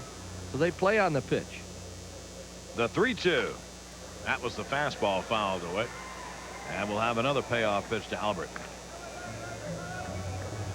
There have been many infielders who really weren't very fast, but they covered a lot of ground because they played the hitters. They had a certain spot and they played the pitch. That really is the instinct, too. Brooks Robinson at third had it. Dick Grote at short had it. Line to left center field's a base hit. At third is James. Davis has a strong arm, and they hold up everyone. But Hall goes to second. If he had it to do over again, Nick Osowski would have cut that off. He faked the cutoff. But at that point, James had held at third base. And so faking the cutoff allowed Hall to get to second base. All right, here's a single. James held just a bit. Now Nixon's going to hold him. Here comes the throw. Osowski fakes cutting it. And if he had cut it, they would have had, I think, Albert Hall at second base. Here's Davis. He's really got a gun. Now, right there, the catcher has got to tell Osowski whether to cut it or let it go. So McGriff might not have said anything, or he might have said let it go. At any rate, it was not cut off by Osowski, and that helped the Braves because Hall's dead if he cuts it off. The Reds begin their bullpen with a righty and a lefty, and Perry stands in. The lefty, skinny lefty, is Bill Scherer. The right-hander, I've never seen him before. I think his name is Jeff Montgomery. Now the wind by Hoffman, and Perry fouls it away. Gerald Perry in the first inning came as close to a home run without getting a home run as he'll ever have. He hit the very top of the right field wall, and it bounced straight up in the air instead of going over the fence. So Perry missed a 2-run home run. It would have been his 11th, and he would have had 63 RBIs. He's had a terrific year for the Braves. There's a strike. He has shown himself to be an instinctively good ball player. 35 stolen bases this year. That's for a first baseman. Now he's going to become an even better player. He's going to hit for more power. Braves have found someone in Gerald Perry this year. The 0-2. Breaking ball misses 1 and 2. Deion James at third and Albert Hall at second.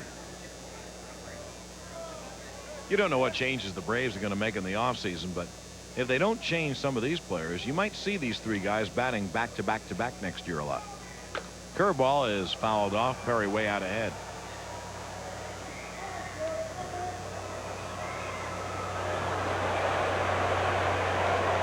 I got another stat on Perry, and between the Atlanta Journal-Constitution and USA Today, boy, I'm in business.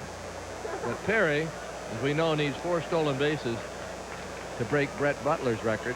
But even more interestingly, and we'll wait till he bats to pass it along to you.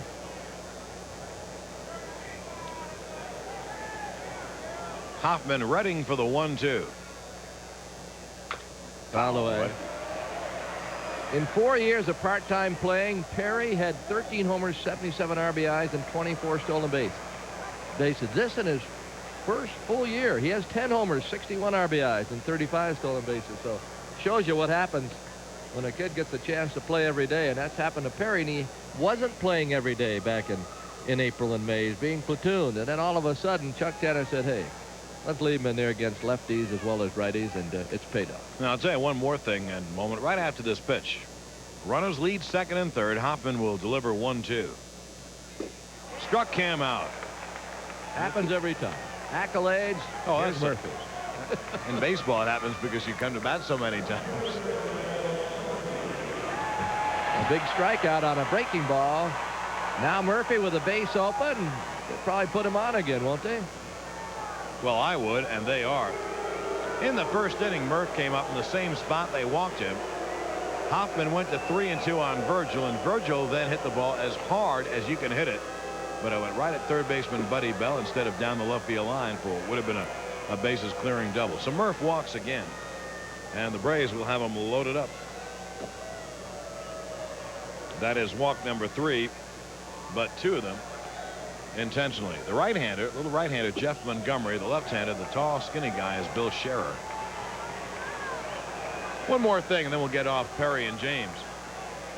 Teams look to see what players do maybe from the second half on to find out how they're handling major league pitching and how they're doing as the year goes along. Remember, baseball is a long season. And in the second half of this year, both James and Perry have hit over 300 for the last 80 games or so. Braves delighted with those two. Here's Ozzie. If Ozzie gets a base hit and knocks in 2 runs, he'll tie his career high for most RBIs in the year at 68. We're tied at 1, bases loaded in the 5th with 1 out. There's a breaking ball strike. The last thing Hoffman wants to do is have to throw a fastball somewhere across the plate. He might try to throw one on the hands or one down and away. He doesn't want to throw the ball over the plate unless it's breaking. Hit hard, but scooped up by Larkin. It's a double play. A 6-3 double play, and once again the Braves threaten but don't score. And usually when you do that enough times, it's going to come back to haunt you. No runs on 2 hits, and the Braves leave 2. At the end of 5, we're tied at 1.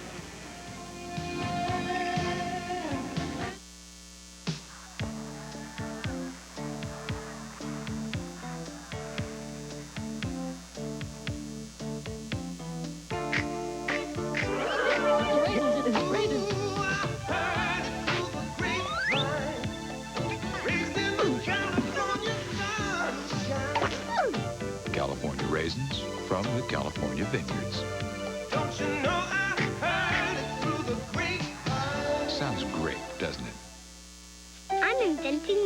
insurance policy. I didn't know there were 7Xs flexible. This is really flexible. I can even skip a payment. That sounds like Metropolitan's Universal Life. Sometimes you can even skip a payment and still be protected. And earn tax-deferred interest. Does Met's Universal Life pay interest in chocolate chip cookies? Well, no. I didn't think so. Get Met, it pays. Introducing the smartest oil change you can make. New Quaker State with a revolutionary formula called QSX. It keeps engines cleaner to last longer. New Quaker State with QSX, the smartest oil change you can make. Pete Rose just got tough. Because now I use Tegrin medicated shampoo. Head and Shoulders, not tough enough. Tegrin's 4 times tough on all 4 major causes of flaking and itching. Get 4 times tough with Tegrin. Prepare yourself now for holiday gifts with the Braves Clubhouse Collection Catalog. Order your copy today. Just send your name, address, and $1 to Braves Catalog, Post Office Box 4006, Atlanta, Georgia 30302. Or if in Atlanta, visit the Braves Clubhouse store at CNN Center. That's in downtown Atlanta. Normally, we show you a lot of center field shots from that camera out there, so you can see the catcher giving the signals and see the ball break, which I think is the best shot in baseball. However, we're having a little camera problem, and we have sent Guglielmi Marconi out there to try to fix it, so we'll get it done for you. But Jeff Hall, is that who's fixing it? Okay. So Jeffrey will get it all done, and we'll have it back working for you. Barry Larkin leads off the 6th. Oh, we apologize for it. Breaking ball strike from Glavin, who has thrown the ball better tonight, and he's going to get better and better. He's going to get a little bigger, a little stronger, add a yard or 2 to his fastball, and he's going to become a top-flight left-hander in the next few years. He's at 1-1 on Larkin. We're tied at 1, and we're in the top of the 6th. Ernie Johnson, John Sterling with you.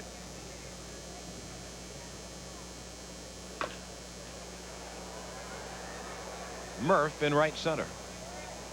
1 away. Well, I'll have a moment.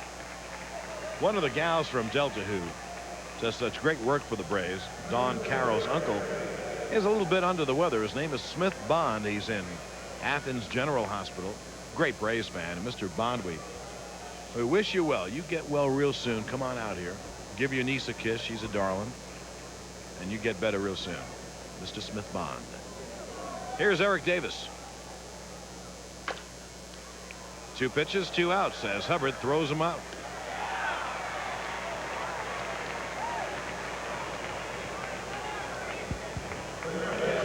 It's a learning process for any young player. Glavin had a 1-0 lead. Buddy Bell was up, the count 2-0, and he threw a fastball right down the gut. Bell hit it a ton. The learning process sets in, and Tommy Glavin will not throw that again. And there have been a few balls hit hard right at people, too, but that is also bound to happen in any game. I think his stuff tonight is the best I've seen. He has 4 strikeouts to prove it. In other games, he hasn't really fanned that many. He's had a few swinging strikes and also these strikeouts. Well, he's behind on Bell 2-0. Same thing. Same thing is right. Now let's see what he throws. Throw him a breaking ball. He did. How do you like that? He missed, but it's better than throwing something down the middle where a Buddy Bell is going to crack it out 3-0. And Bell looking down at Billy DeMar is, you know, he's looking down for the privilege. There's a strike on the outside corner of the knees. That's a good pitch. Bell smiling about it, thought it was ball 4. Boy, his dad was a good player, Gus Bell, for many years with the Pirates and the Reds and also the Braves.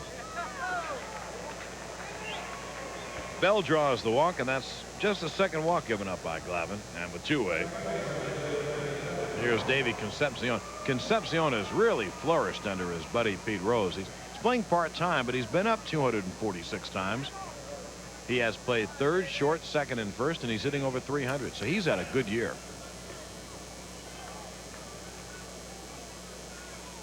It's very nice to have a Davey Concepcion in the bench if Stillwell is in a slump, or Larkin's in a slump, or Bell needs a day off. 0-1.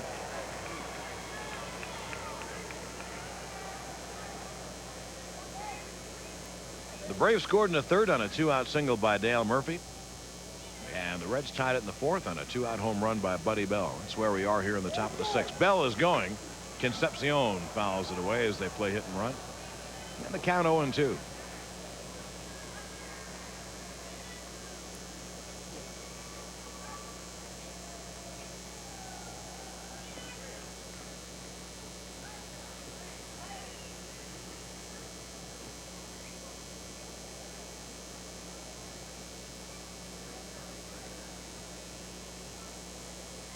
Now the 0-2. Wasted outside, 1-2.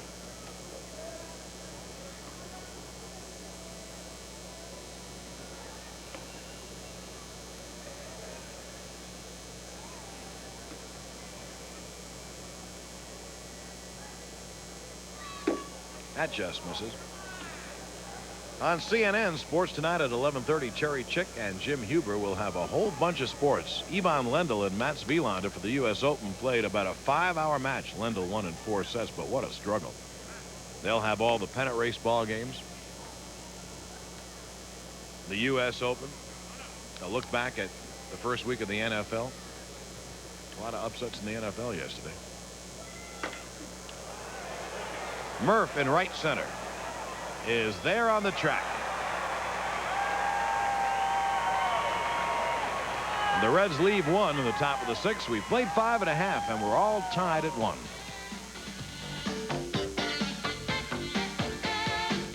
When the sun goes down, gonna light up the night. Silver label red ribbon, I'll take that's right. Gonna light up the night. Michelob Light. Gonna light up the night. Wait for it. Light up the night. Wait for it. Light up the night. My Michelob Light. I'm gonna light up the night.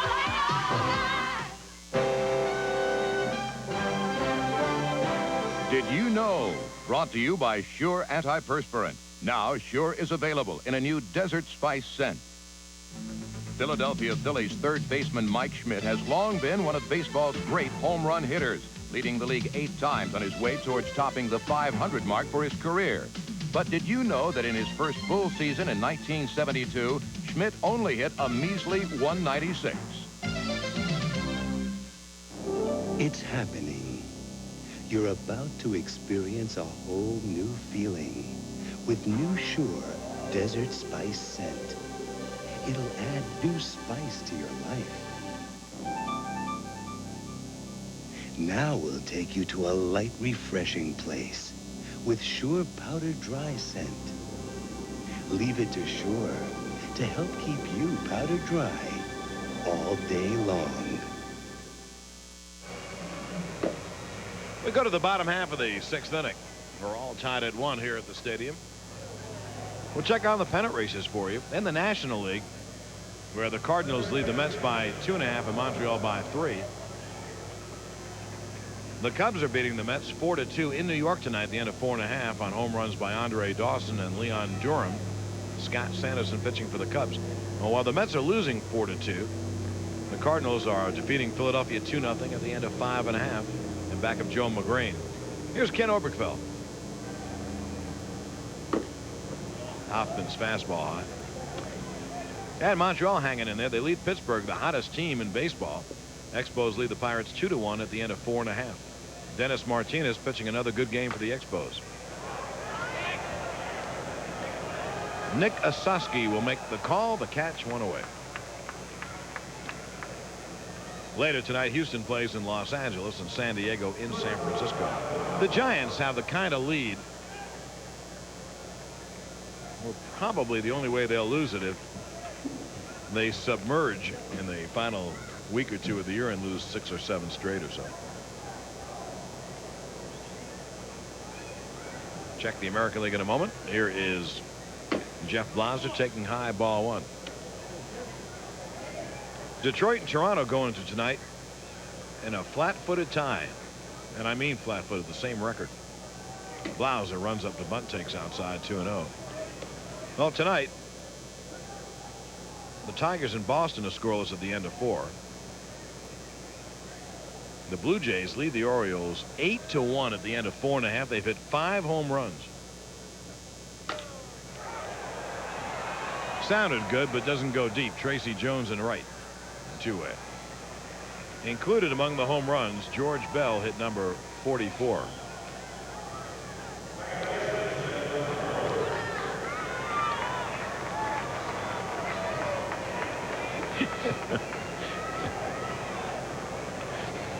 Steve Smith taking care of the scoreboard. Is very economical with his printing. And he also writes small, too. Hubbard takes a strike. At Yankee Stadium tonight, in back of our old buddy Len Barker, the Brewers lead the Yanks 5-1 at the end of 4.5. Milwaukee is 6.5 back. The Yanks are 6 back of both the Tigers and Twins. Hubbard hits a ground ball to short. And he is thrown out. It's a very speedy 1-2-3 inning for Guy Hoffman and the Reds. We played 6 innings in Atlanta, and we're all tied at 1.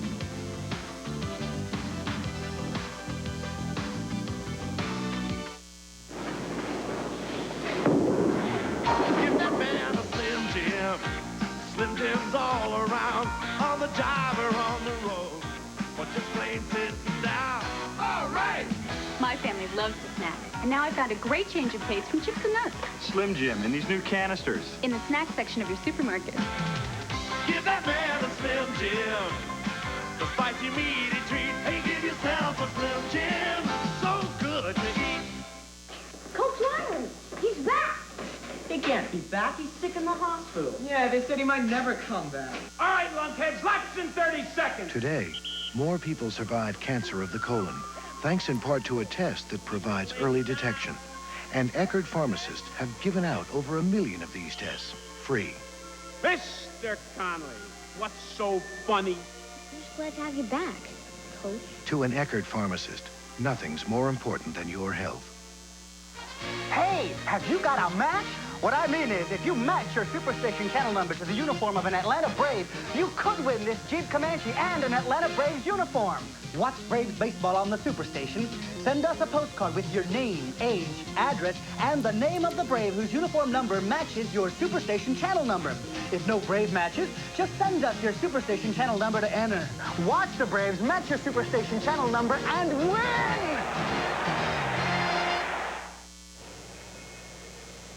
We go to the top half of the 7th inning. The Braves and the Reds are tied at 1. Tom Glavine and Guy Hoffman, 2 lefties in a pitching duo. You see the very few hits in the game. Braves scored their run back in the 3rd on a 2-out single by Dale Murphy, and the Reds tied it up in the top of the 4th on a 2-out home run by Buddy Bell. That little fellow seems to be thrilled by the ball game, falling asleep in mommy's lap. Now we're tied at 1 as we hit the 7th. Nick Ossowski will lead off the inning for the Reds, and tell all you about it. Here's Ernie. Ossowski had a pop fly double in the 4th inning. In fact, that was his 7th double in a row. All his hits have been doubles lately. There's a foul away. This is Dunwoody High School senior night. We hope all the students from that fine high school enjoy the evening with the Braves and the Reds, and also the teachers and coaches that came over. Lawrence Williams, assistant principal at Dunwoody High School, sang the national anthem and did a very fine job.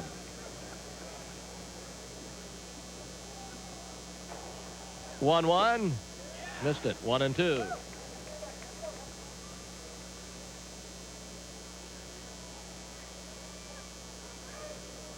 McClendon on deck. Glavine's pitch. Hit foul out of play.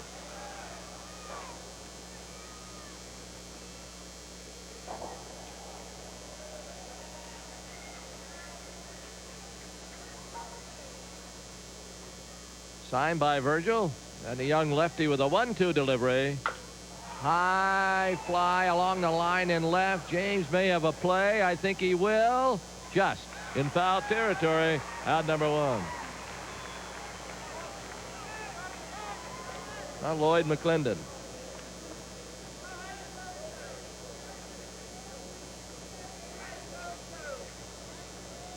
Richard, did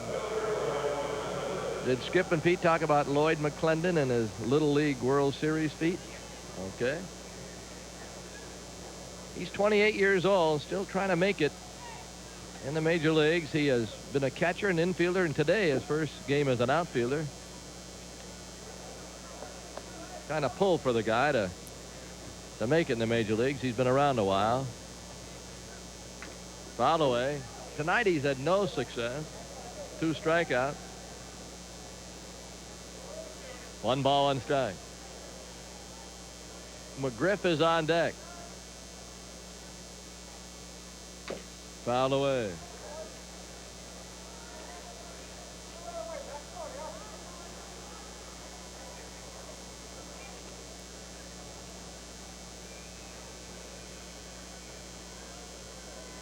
We've got a 1-1 game. And the Braves bullpen becomes active. Pitches outside.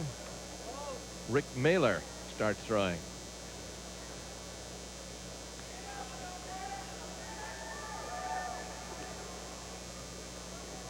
Now a 2-2 pitch. Hit hard, base hit to right. Lloyd, we're not necessarily pulling for you tonight. Maybe Thursday and Friday. Now Terry McGriff. McGriff is grounded out and flied to right. As we say hi to Kathleen Wilson in Birmingham. Can't get out much anymore. She watches our games. And Lulu Page in Snellville had a big day yesterday. She hit the 9-4 mark. McGriff.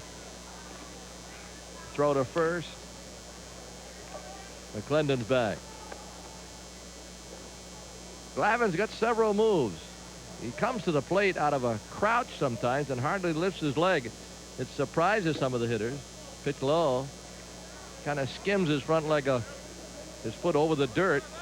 Comes out of a crouch, and he struck out Eric Davis first time up. The move might have helped.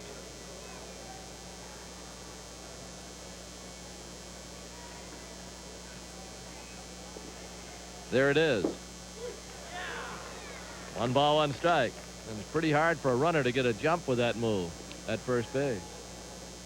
He doesn't do it often.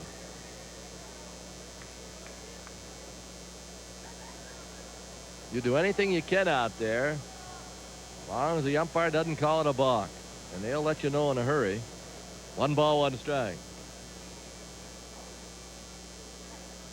There it is again. That might be. Can he make 2? Throw to first in time. That's a 6-4-3 on a double play. We move to the bottom of the 7th. Braves fans get on their feet as Blauser flips it to Hubbard, and it's over with a throw to first. We've got a 1-1 game. When the sun goes down, gonna light up the night. Silver label, red ribbon, a taste that's right. Gonna light up the night. Michelob Light. Gonna light up the night. Light up the night. Michelob Light. Gonna light up the night. Light up the night. Serious coffee lovers insist on freshly ground coffee. That's why they come to San Francisco's Coffee Cantata Gourmet Coffee House. Today, we're secretly replacing the Cantata's freshly ground coffee with mountain-grown Folgers crystals. Will it be rich enough? Let's watch. Rich, deep, nice flavor, and it smells good, too. And I love good brewed coffee. This is excellent. It smells good, very rich. This is delicious. It's Folgers crystals. It's instant. No. Tastes like a very good cup of ground coffee. It doesn't taste like instant, and I thought I was critiquing coffee house coffee. Mountain-grown Folgers crystal. Coffee rich enough to be served in America's finest gourmet coffee houses. Come on in, it's fluffy soft. Soft, soft as feeling, only Downy has that feeling. Look, Downy towels fluff higher. New Downy softens best. New Downy, the fluffiest ever. Come on in. Mark Twain's classic tale of trading places, a world color premiere. Errol Flynn stars in The Prince and the Pauper, 8:05 Eastern on the Superstation Friday night. We're going to the bottom of the seventh. Tom Glavine, it appears, is with the handshakes through for the night. He'll be lifted for a pinch hitter. It'll be Ken Griffey. So Glavine, in I think his strongest performance of the year, and 4 strikeouts, and it is his strongest performance, will be lifted for Rick Mahler. Any run scored in this inning belonged to Glavine, so he could still win it. He can't lose it. The attendance tonight, 4,848, and a lot of them Cincinnati fans. They come down whenever the Reds come to town. They still feel the Reds can catch the Giants. It would have to be a real nosedive by the Giants. Pitch is high. If the Giants play around 500 ball, the Reds or the Houston Astros will have to be well over 500. Tom Hume and Shearer are throwing in their bullpen.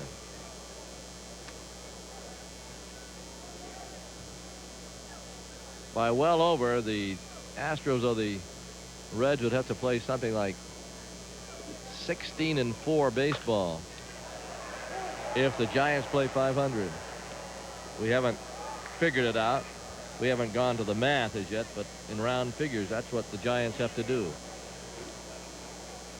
And that's what the Reds and Astros would have to do. And San Diego beat the Astros 3 straight over the weekend. Here's a ball over first. Base hit. Ken Griffey. He's got himself a pinch hit double.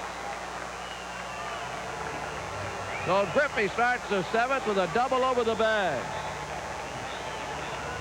And now if the Reds, or rather if the Braves can move Griffey in, he hits the fastball. It's out over the plate and pulls it right down the line. Braves can get him in. That run will belong to Glavine. He would have a chance to win the game. And he did throw stronger. Don't forget, he pitched brilliantly in a game in Pittsburgh, but it looked like he threw the ball better tonight. Now Deion James. He will try to pull a ball or bunt. And Buddy Bell is shallow at third. They want to get Griffey over to third where a fly ball gets him in. James is squaring. Is he going to bunt? Yes. And it's a good one. Asaski has to go to his second sack of Concepcion. James does the job, and he's been doing it all year with a perfect sacrifice. 3-4. First baseman, second baseman covered. Well, it's really a good bunt. You see, Deion kind of deadens it a little bit and puts it down. Draws the bat back on contact. Well, the Orioles have done one half of their quinella. They've given up 6 home runs tonight. Now they've given up 200 for the year. They will hit 200 eventually. I think they need 4 or 5. And I believe they'll be the first team in history to hit 200 and give up 200. They're going to give up a whole lot more than 200. They have a number of games to play. Toronto has 6 home runs tonight. 2 of them by Ernie Witt, who in his last 4 hits have all been home runs. 2 by Rance Mulliniks, and George Bell hit number 44. Didn't Al Lamacchia, on a scout for Toronto on a Star of the Game show, tell you that the ball carries well there and even a little wind helps? Yes. Albert Hall takes high. That's the Park Exhibition Stadium where Don Mattingly said, when you go to Toronto, you start swinging when you get off the plane.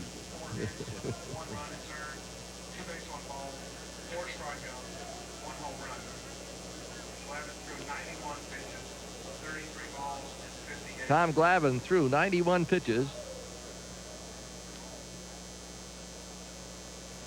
He had an outstanding game. There's a foul up by third. Glavine went 7, allowed only 4 hits, 1 run earned, 2 walks, 4 strikeouts.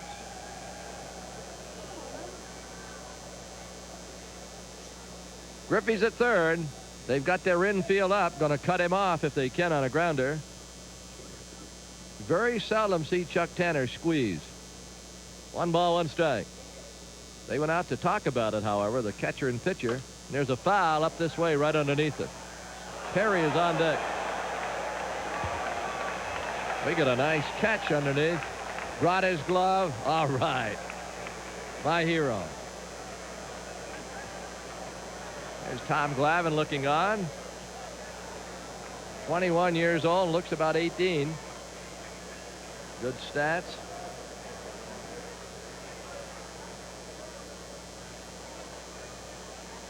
1 out.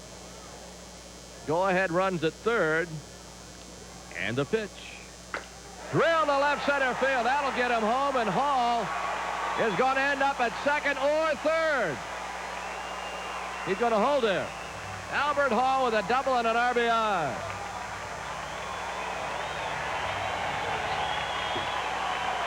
His second consecutive hit. The Braves lead it 2-1. Well, I mentioned before that Albert Hall has certified himself as a major leaguer. He's going to play somewhere for the next several years. Switch hitter. He can steal a base. Got a little more power than you think, especially from the right side. He's a pretty good hitter. He lines the double to left center field. The Braves have a 2-1 lead, and the Reds are going to go to their bullpen and bring in that tall, skinny lefty, Bill Scherer. Pete Rose out to the mound. Bill Scherer comes on from the bullpen in left. And while he warms up, we'll break away for this commercial. Gerald Perry with a runner at second. 1 out. He has 1 hit, a double. He hit one right off the top of the fence. Runner to third. It's going to be no contest. Albert Hall stole his 23rd base. He stole that on Scherer. McGriff didn't have a chance. Well, you've heard us say often, you steal third base, it's on the pitcher, and look at Albert Hall. He's already there before the throw gets there. That's what I meant about Albert Hall. He's stolen 23 bases, and he's only been up in the 200s, in the lower 200s. It's very good production from Albert Hall. Now they bring their infield up again. Perry with a chance for his 62nd RBI. Takes it inside. Murphy's on deck. 2-1 Braves, bottom of the 7th. They now have 7 hits. Murphy waiting. He has been walked intentionally twice, and the other time knocked in a run with a single. The curveball missing. 3-0.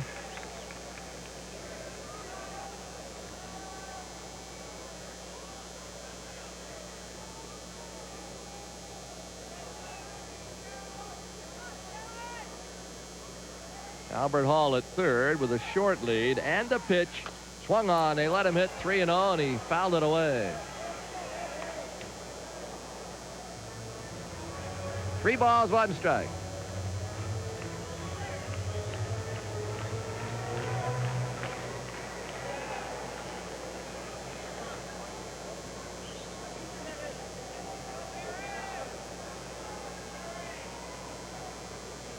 Scherer to Perry. Strike, fastball, 3-2.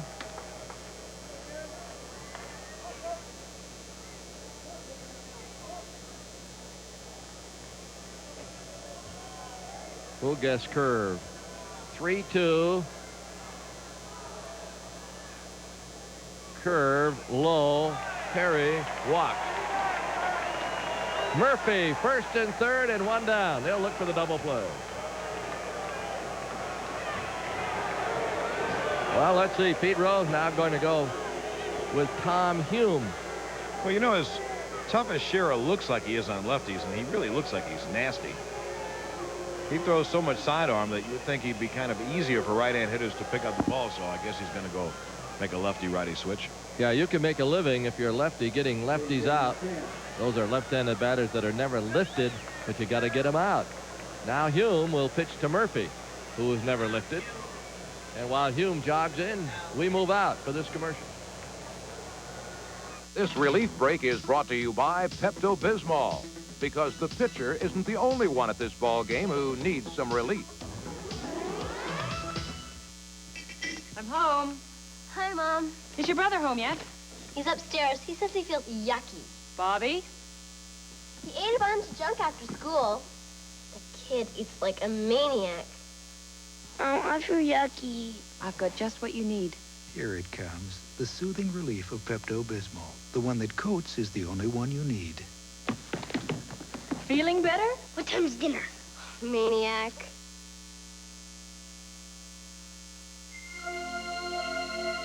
With every Budweiser enjoyed, the promise endures.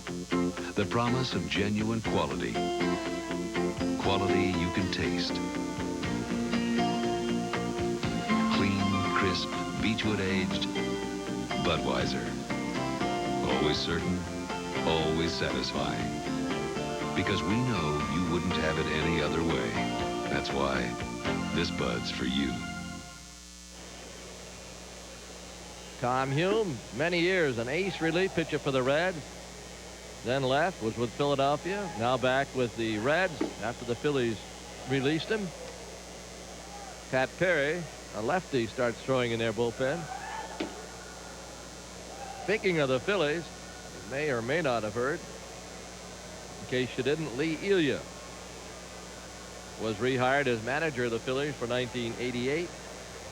All the coaches were rehired with the exception of Jim Davenport, very fine coach in his own right. He was a third base coach, and that'll lead the speculators in Chicago to think, well, let's see. They're going to have a new manager next year. If it's not John Vukovich, their third base coach, Vukovich may end up as the third base coach at Philadelphia. Right now, Frank Lucchesi is the interim coach. Hume has 8 warm-up pitches, and Steve Ripley's counting them. And Murphy comes to the plate with runners on the corners. And one out. Shortstop Barry Larkin and second baseman Dave Concepcion will probably play around second looking for the double play. Yes, they are. Buddy Bell is right off third. Murphy knocked in his 91st run back in the third inning. He singled to right. Tom Hume goes to first.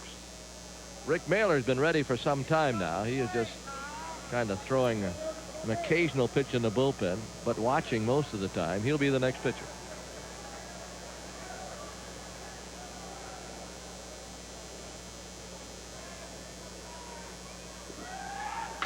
Driven to right center field, and it's going to be caught by Davis. A run will score. Back to first comes Gerald Perry. Highway robbery, a great catch by Eric Davis, but the Braves pick up another run, and Murphy at RBI.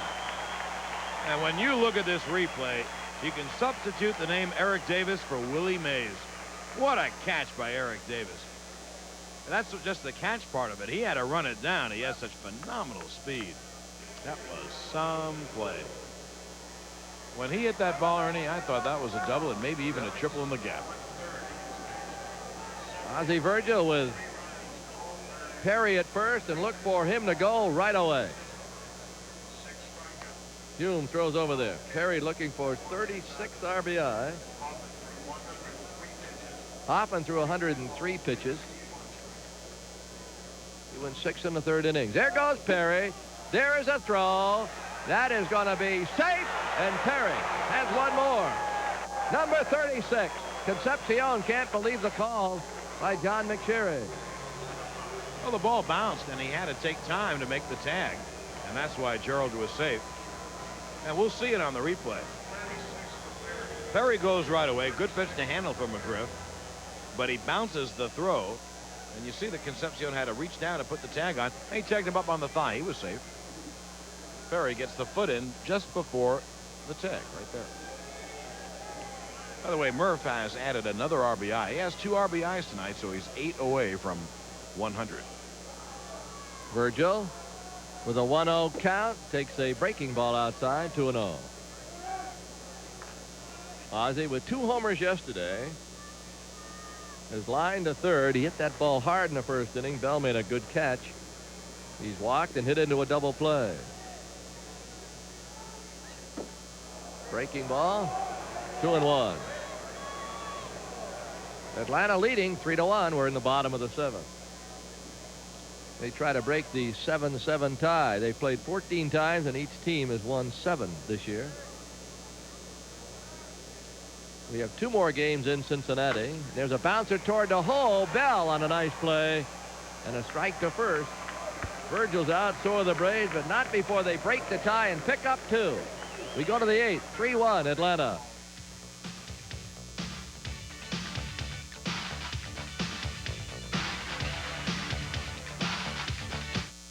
When a stomach box, Davy Johnson reaches for serious medicine.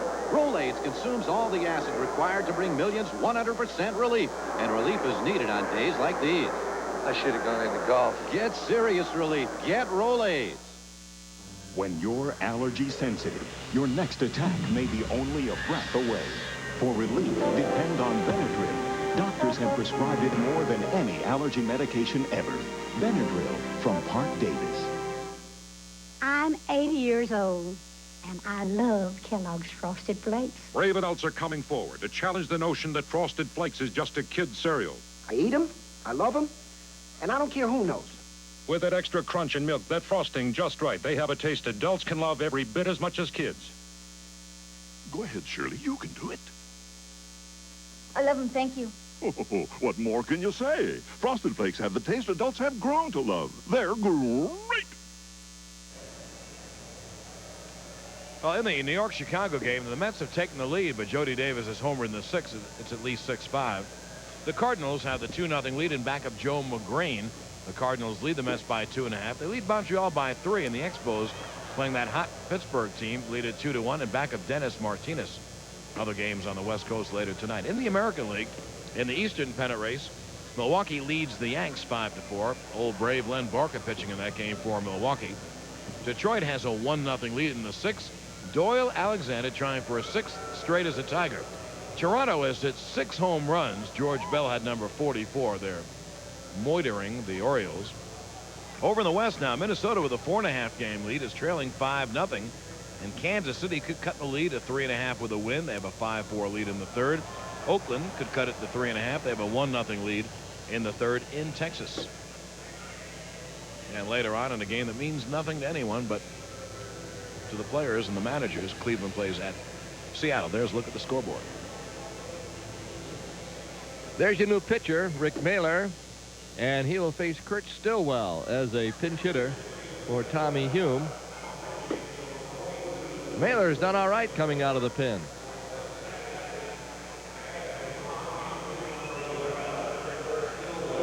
Stillwell can play short or second. Montgomery is loosening in their bullpen. The youngster they've just brought up.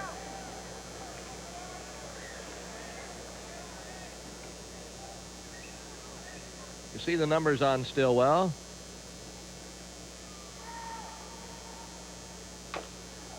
Hit foul. A lot of speculation that the Reds during the stretch drive, or I should say really during the middle of the summer, were thinking about trying to get a pitcher for maybe either Stillwell or Larkin, but they've kept both of them.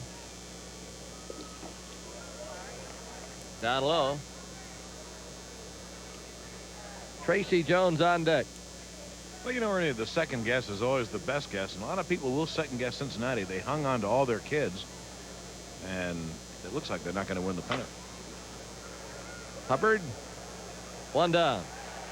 All year long, other National League and I guess American League teams trying to steal a Daniels or Tracy Jones or a Stillwell or a Larkin for a pitcher, but they have resisted all trades except for the Gullickson for Rasmussen trade, righty for a lefty.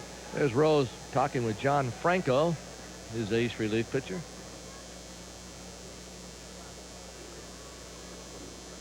You can't help but think about the Pittsburgh Pirates. I mean, the way they've been playing lately, they've won 15 of their last 18 games. Their young pitchers have been doing it. And their excellent report out of the minor league system. None of their minor league teams had a losing year. So they're only going one direction. That is up. Absolutely. They could vacate the cellar this year with all kids. Dana Demuth says no, he did not swing. Jones is fouled out, lined out, and flied out. Center field camera is back, and we welcome it. And we know the fans do too. Breaking ball, missed by Jones. This guy is big and strong. Tracy Jones, he can bench press, I don't know, 300 or 400 pounds. He's probably the strongest guy on their team. That's bounced toward Hubbard. He's got to hurry, and he does, and a nice play. Glenn Hubbard on a nice play. That went over Mahler's head, and you thought that maybe it'd be beaten out, but it wasn't. Watch how fast Hubbard gets rid of the ball. That's the key to the play. Mahler gives a leap. Now Hubbard, the minute his glove touches the ball, he throws. Bang. And that's how he got him. And it really wasn't that close. He made a great play. One fumble, and he's on. Now Barry Larkin, who has walked, lined out, and flied to right.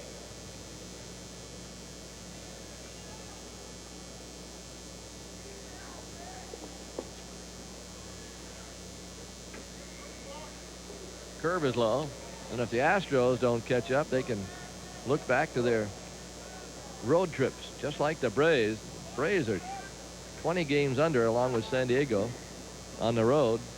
The Astros about 17 games under 500 on the road.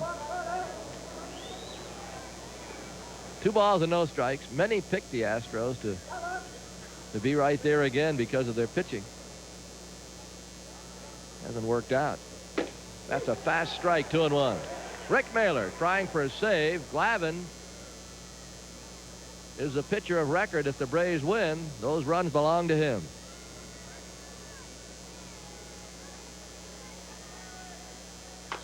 Hit foul out of play.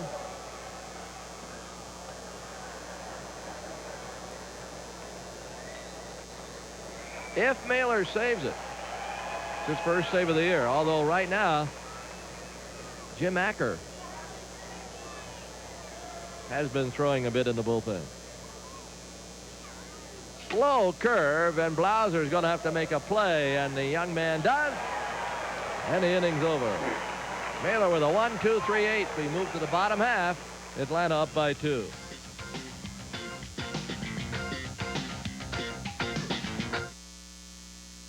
This is my lava machine. This is my lava machine.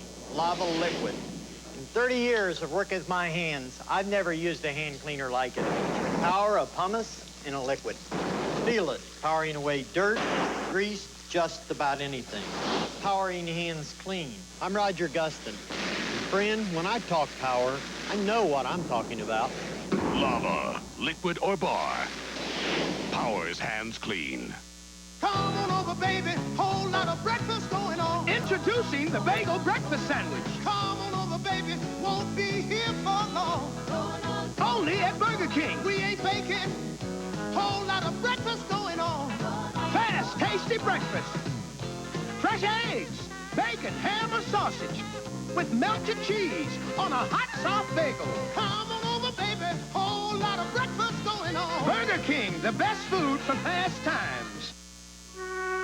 You build a house with wood and nails, but a home you build with love. Soon the Hansons will raise their children here. Put pictures of them up on these walls and see their oldest coming down these stairs, going on her first stage. That's why only one paint will ever be good enough for this home. Benjamin Moore. They wouldn't use anything less, not on something that means this much. Would you? When something means so much, see your Benjamin Moore dealer. This portion of Atlanta Braves baseball is brought to you by Budweiser. Beechwood aged for that distinctively clean, crisp taste that makes Budweiser the king of beers. For all you do, this Bud's for you. They're going to the bottom of the 8th. The Reds with a new pitcher, Jeff Montgomery.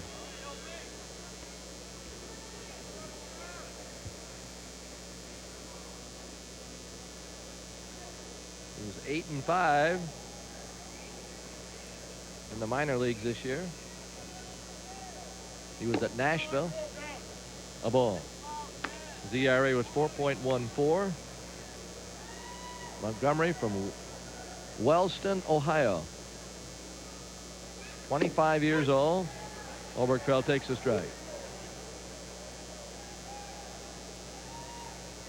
Played for Vermont a couple of years. That's up in Burlington, Vermont. 84 and 85. Fly ball center, but Eric Davis, who has jets in his shoes, makes that catch easily.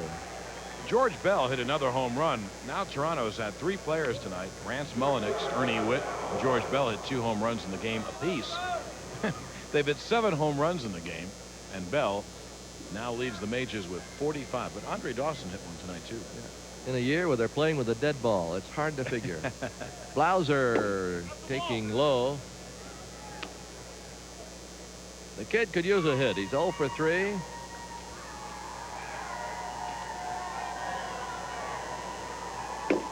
Swing a miss.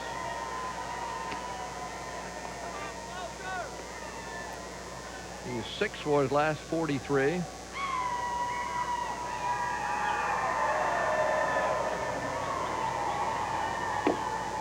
On the outside corner, 1 and 2. Hubbard on deck. Now Dawson has 44 to lead the National League, and now George Bell has 45.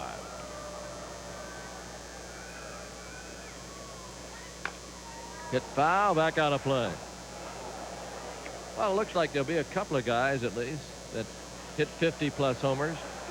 Many years you go along and no one hits 50 homers. Now the 1-2 delivery. Hit high into the air and right. Jones makes the catch for out number 2. On the batter, Glenn Hubbard. Hoffman went 6 1/3 innings, allowed 7 hits, 3 runs earned, 3 walks, 2 of them intentional, 5 strikeouts. Shearer walked the only batter he faced. Hume went 2/3 of an inning, gave up nothing. Good fastball.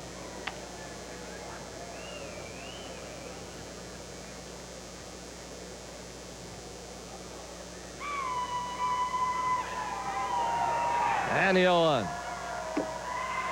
0-2. Boy, the fans at Toronto have really backed their ball club. It'd be fitting if the Blue Jays were able to hang on.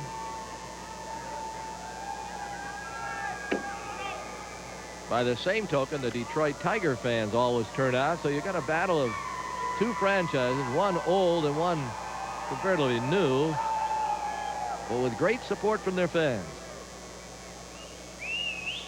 Look out. Boy, I thought that one had him. 2 and 2.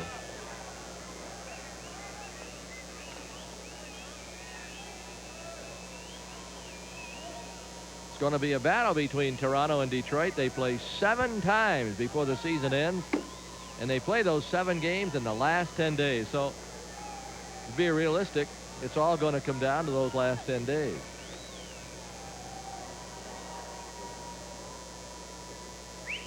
(3-2) to Hubbard.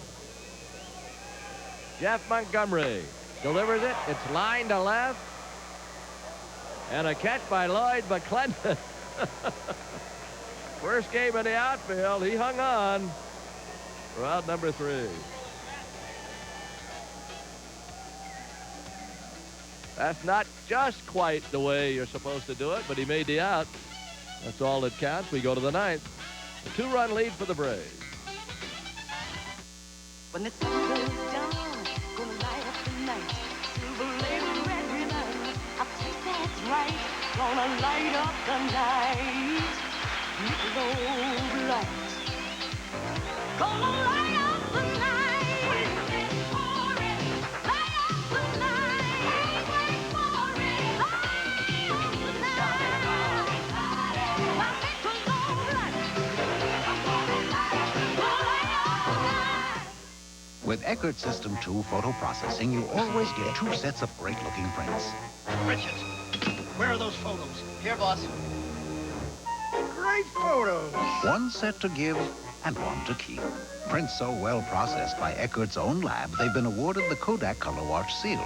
So when you want an extra set of bright, vivid prints... Richard, you finally did something right. For whatever reason, get them with Eckert System 2. Nothing looks better. Introducing the smartest oil change you can make. New Quaker State with a revolutionary formula called QSX. It keeps engines cleaner to last longer. New Quaker State with QSX, the smartest oil change you can make. When his team, the El Segundo Eagles, lost the 1970 state final, George Brett didn't lose his desire. He didn't give up, because George Brett has always had a will to win. And he's always had a Wilson. Tonight, Lee Remick never suspected a thing until it was too late.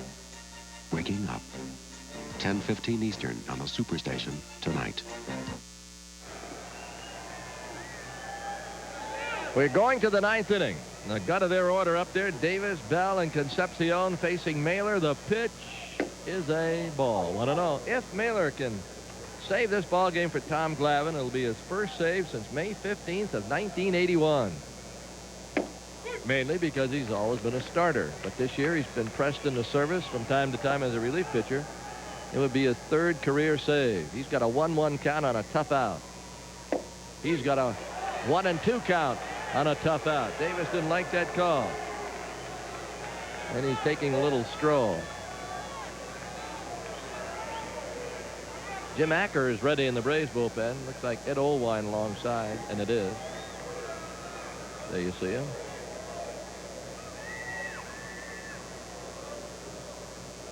Time call.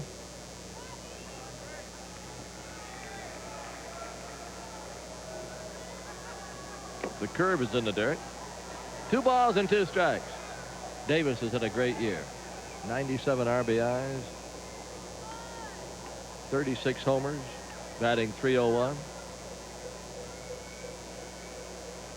He's stolen 48 bases. That might have been a knuckler. He reached for it. 2-2.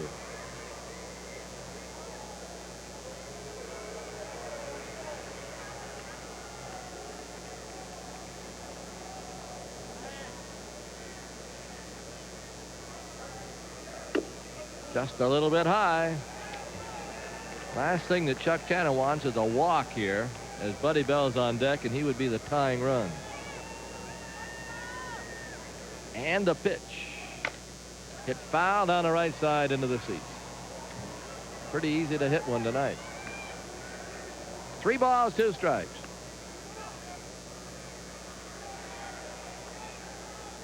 And Mahler again to Davis.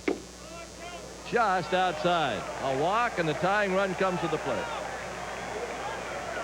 And Chuck Tanner comes to the mound. He's going to go to Jim Acker, who's turned into his #1 saver. Acker trotting in. Acker has 10 saves to lead the club. He's won 2, lost 6. And while he warms up, we'll break away.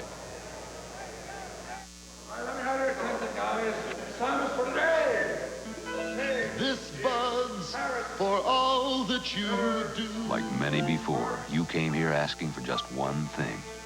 A chance. Sadowski. Shibowski. What is pronounced Shibowski? You're here to make a new start, but starting out's the hard part. Whatever the test, you give it your best. You'll show you got the heart, 'cause you make America work, and this buzz for you. Here's to you, Beechwood Age, for that clean, crisp taste that makes Budweiser the king of beers. Hey, Sid. You make America work, and this buzz for you. Jim Acker, who has come up with a curve and thrown it more often the last month or so, has been Chuck Tanner's #1 relief pitcher late. We want to get you up to date on the other scores, too. Milwaukee and the New York Yankees, it is now 6-4 in the 8th. Milwaukee. Riles and Swaim have hit home runs for the Brewers. Detroit leading Boston 1-0. Doyle Alexander against Roger Clemens. They're in the bottom of the 7th. Alexander shooting for 6 wins. He's yet to lose. You've heard all about Toronto walloping Baltimore. They're in the bottom of the 7th now. The White Sox leading Minnesota 5-0, bottom of the 7th. Minnesota could be hurt with that one. Here's Buddy Bell. The runner going. The throw. Give Davis a stolen base. You wonder why he's doing it? Well, not just because he has 49 stolen bases now, but he keeps them out of a double play. Breaking ball was low.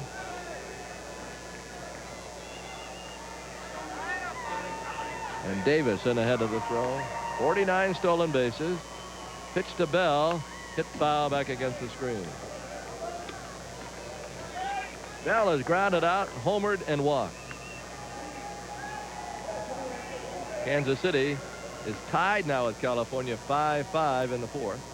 Boone hit a home run for the Angels. Balboni has hit one for Kansas City. Here's a high drive left center field, but it has no carry. Albert Hall with the catch. Davis a tag to throw over there. He's going to make it in, but they might appeal that. They might appeal, but it doesn't appear that they're going to. I thought Hubbard might say, hey, let's check second base just in case. One down, a runner third. Concepcion was due, and we'll see Cal Daniels as a pinch hitter. Daniels has had a good year. Young man's from Georgia, Cal Daniels. He's got a rooting section right under the Braves broadcast booth on radio. Daniels at .332, 23 homers and 58 RBI. A runner at third, one down. Daniels is the tying run. Beginning of the year, Pete Rose was platooning Daniels and Tracy Jones.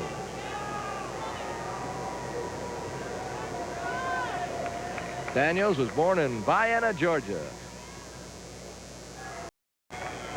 On the other score, Saski is grounded out, doubled and fouled out, and he swings and misses at the first pitch.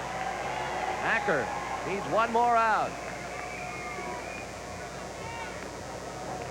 Palaio joins Ed Olwine. The one strike delivery, breaking ball high, 1 ball, 1 strike.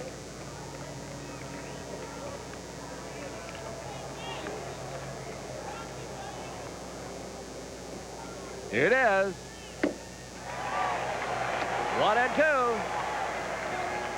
Acker needs one more strike.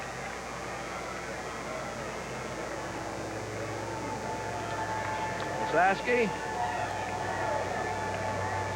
against Acker. And the 1-2 pitch. He went, I believe, a strikeout of Zaski, and the Braves win it.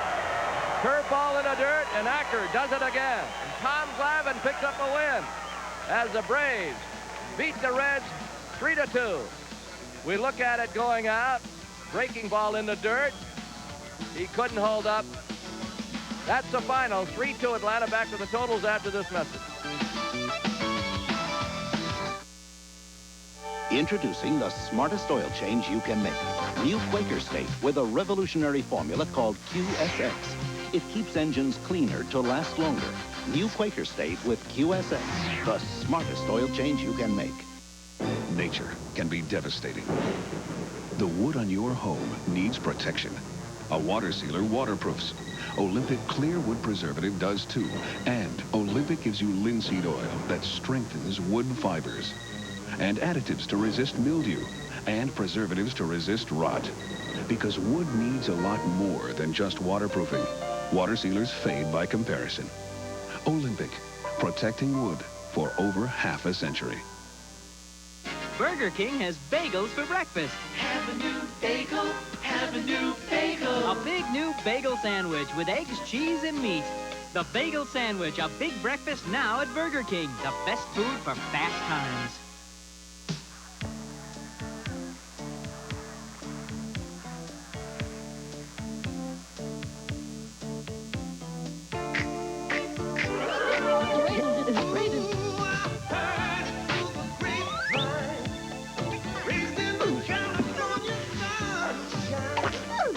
California raisins from the California vineyards.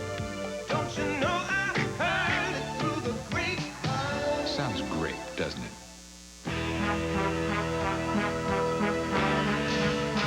The tradition of horsepower.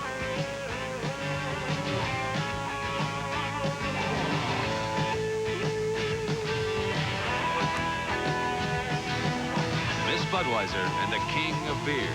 A tradition of horsepower that's making waves.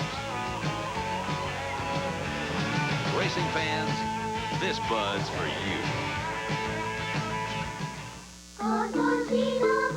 You're listening to Children of Japan.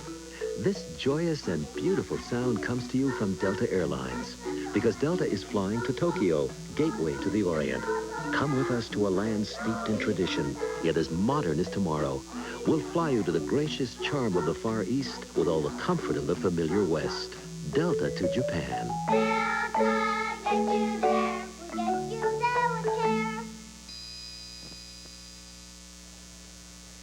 Here are your totals. The Braves won it 3-2. 3-7-0 Atlanta. The Reds 2 runs, 4 hits and no errors. Tom Glavine a winner. He's 2-3. Hoffman a loser, 9-10. Give Jim Acker his 11th save. The game winner goes to Albert Hall. Buddy Bell had the only home run in the ball game. Braves 3, Reds 2. Just a reminder, tomorrow is an early start. The first pitch at 5:40. We'll be on the air at 5:35. David Palmer goes against Ron Robinson. Our next programming is Breaking Up, a 1978 flick starring Lee Remick. We invite you to stay tuned to the Superstation. Till the next time, that's tomorrow night. For John Sterling, Pete Van Wieren, and Skip Carey, and our entire staff here at the stadium, this is Ernie Johnson. On this winning night from Atlanta, so long, everybody.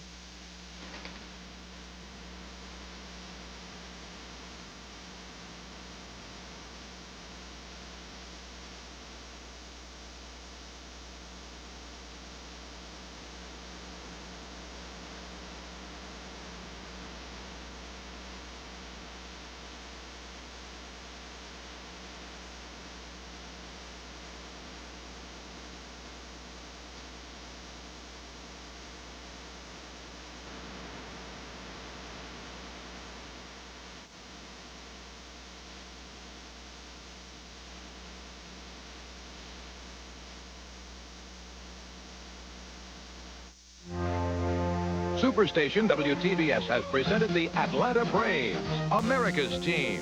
This game has been brought to you by Michelob Light, superb taste and less filling beer. By Delta, the official airline of the Atlanta Braves, serving more than 150 cities worldwide. Delta gets you there with care. And by Canon, so advanced it's the world leader in 35mm photography and proud to be the official camera of the Atlanta Braves.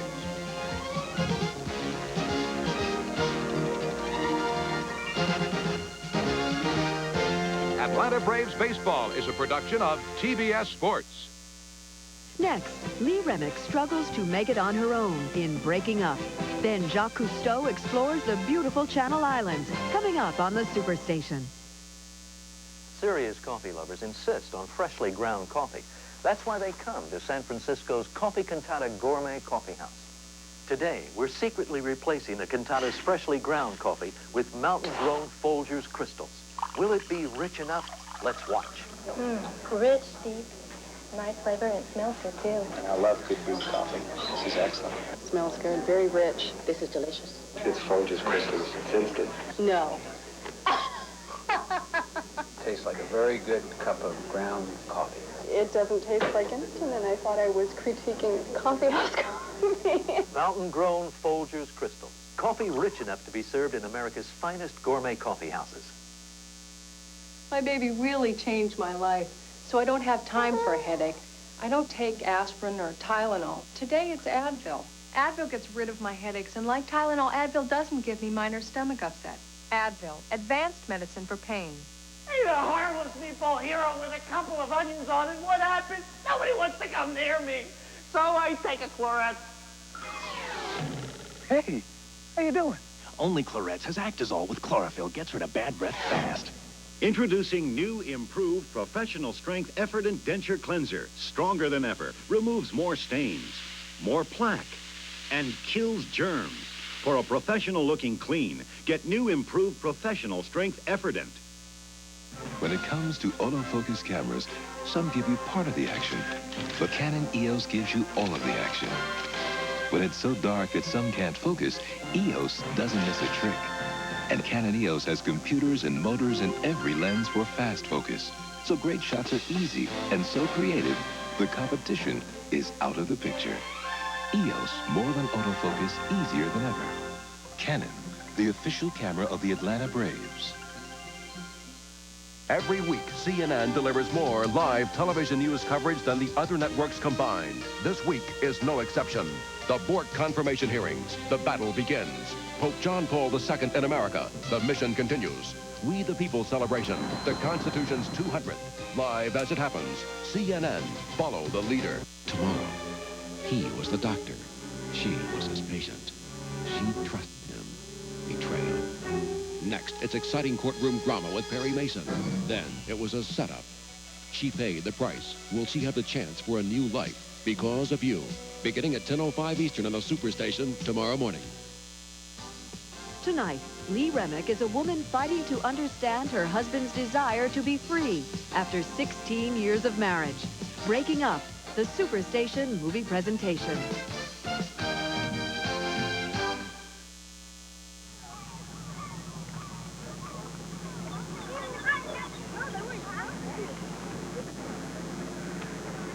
You may not think this is the place, but believe me. You need some help? This is the driest. You sure you can handle that? You know, we gotta get our boat in the water. I want Dad to paint it. I think it should be, blue and gold, huh? Abe? Which way's Europe? That way. That way's Long Island. I feel like I'm fooling with a giant slingshot. One wrong move and I get catapulted. Oh, I feel so dumb. Everything in a little compartment. How does anybody know exactly how much I want or what I want to eat? Who thinks they can figure out what little boxes I want filled? Guilty. You could have asked. Well, I've been feeding you for 15 years. Don't you think I can make an educated guess?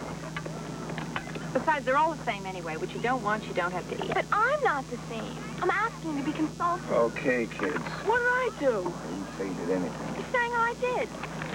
How did this start? Oh, it's that time. Mom! Temporary water weight game? Oh, thanks, everybody. Aim. Amy. Joe. Well, it's a nice day. Why have this? Easy. I'm gonna go to sports. Never tease a girl about that. I apologize. All right. Hey, does it have to be this way? I mean, on a beautiful day like this, I want everything to be nice. But it isn't.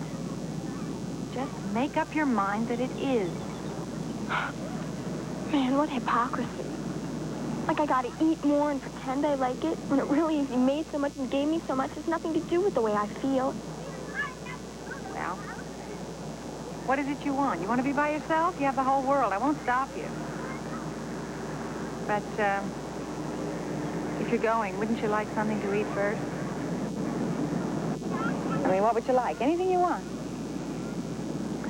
A trip to the moon on gossamer wings, one of those bells. Ring sound then. Not quite.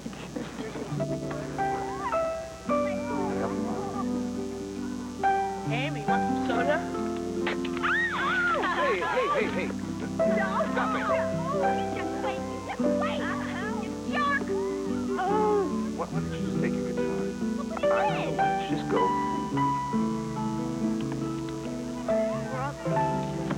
You don't yell at him.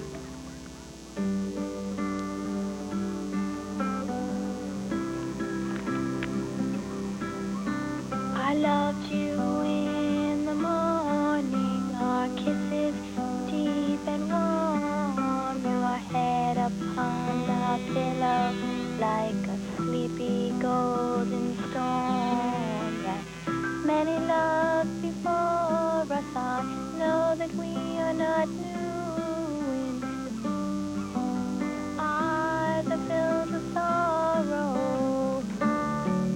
Say that no way to say goodbye.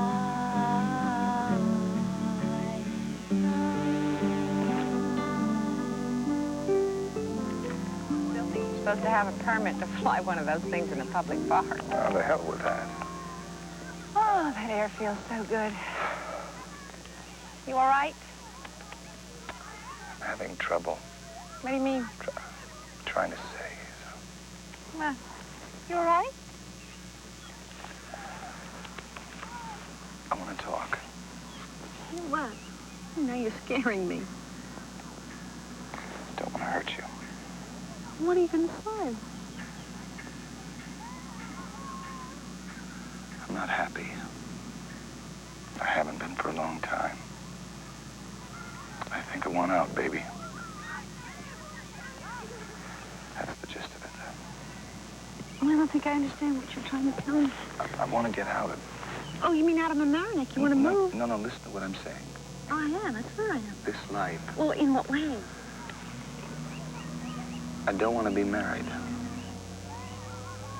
I think I want to leave. Divorce.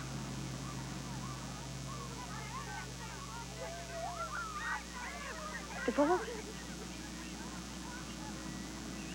Oh, God. Divorce? Have you heard me at all? What do you want to do? I told you what I want to do. You told me what you think you want to do. Oh, look, I'm having enough trouble telling you this. Well, finish. I don't know if I can give you any reasons. Look, I know you're hurt. And I know this is out of the blue, but I'm hurting too. I'm trying to be honest. And I'm not in love with anybody else. It's just that I find I'm a mechanical man here. I hate my life. I can't really function without joy. We're all... I need some joy. How can you say, I think, and nothing like that? Joy, huh? I want out, baby. That's some language. How can you call me baby?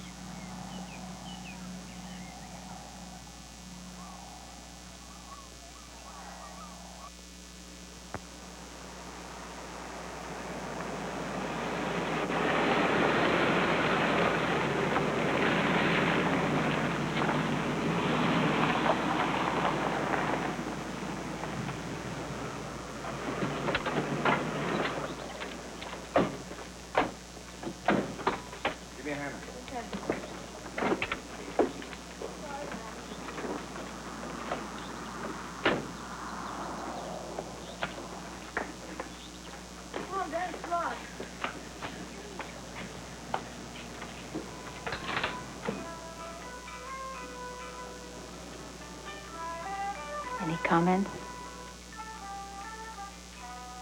It's pretty. That's not the object.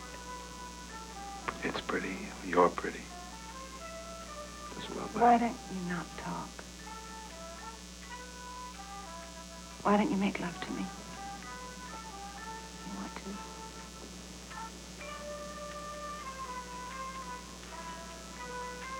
Make it louder.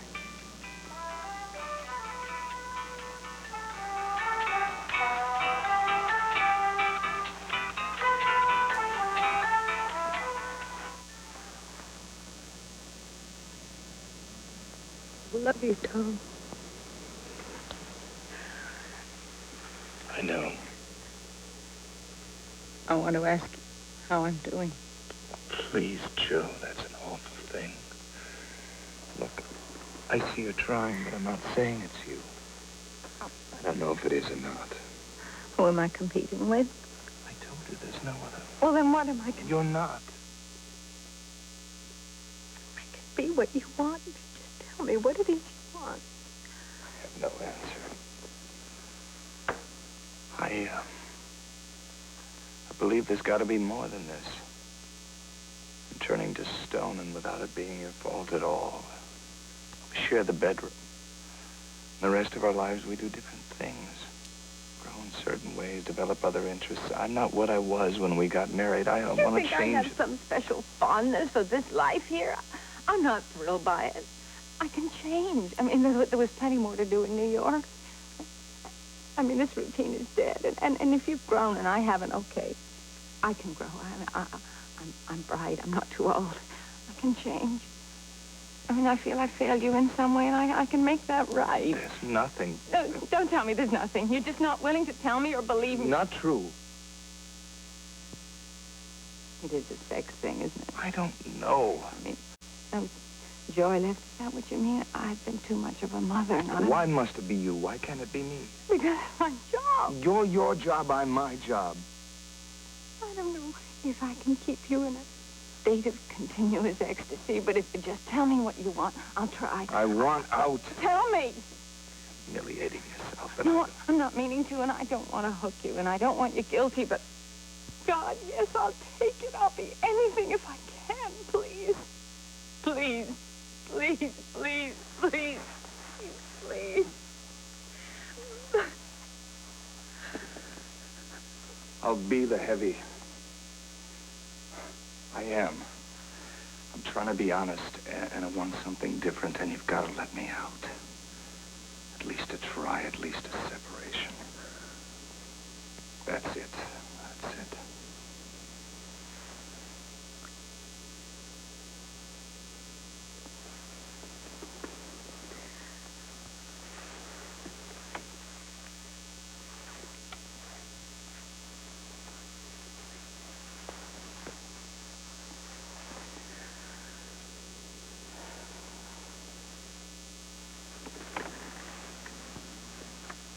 I'm going to make some coffee. You want some? So sorry. Think nothing of it. Oh, Lord, Abe. It's just a married argument. Don't... Darling, I didn't hear anything.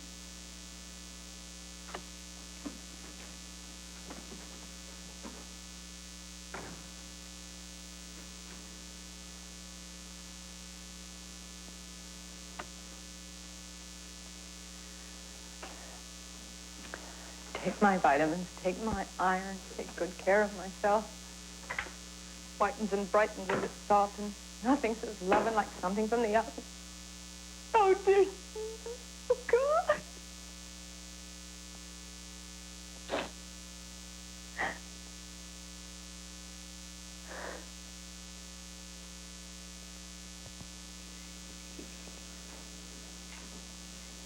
When can I take you to school?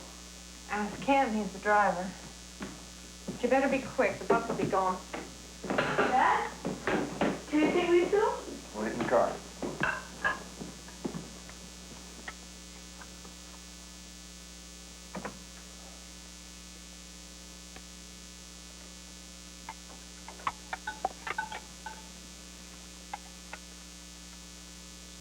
Go.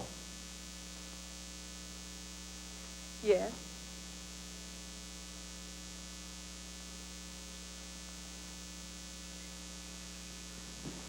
Okay, babe, let's get the show on the road.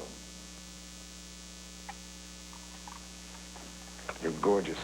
You're gonna have to beat him up with a stick. I'll call.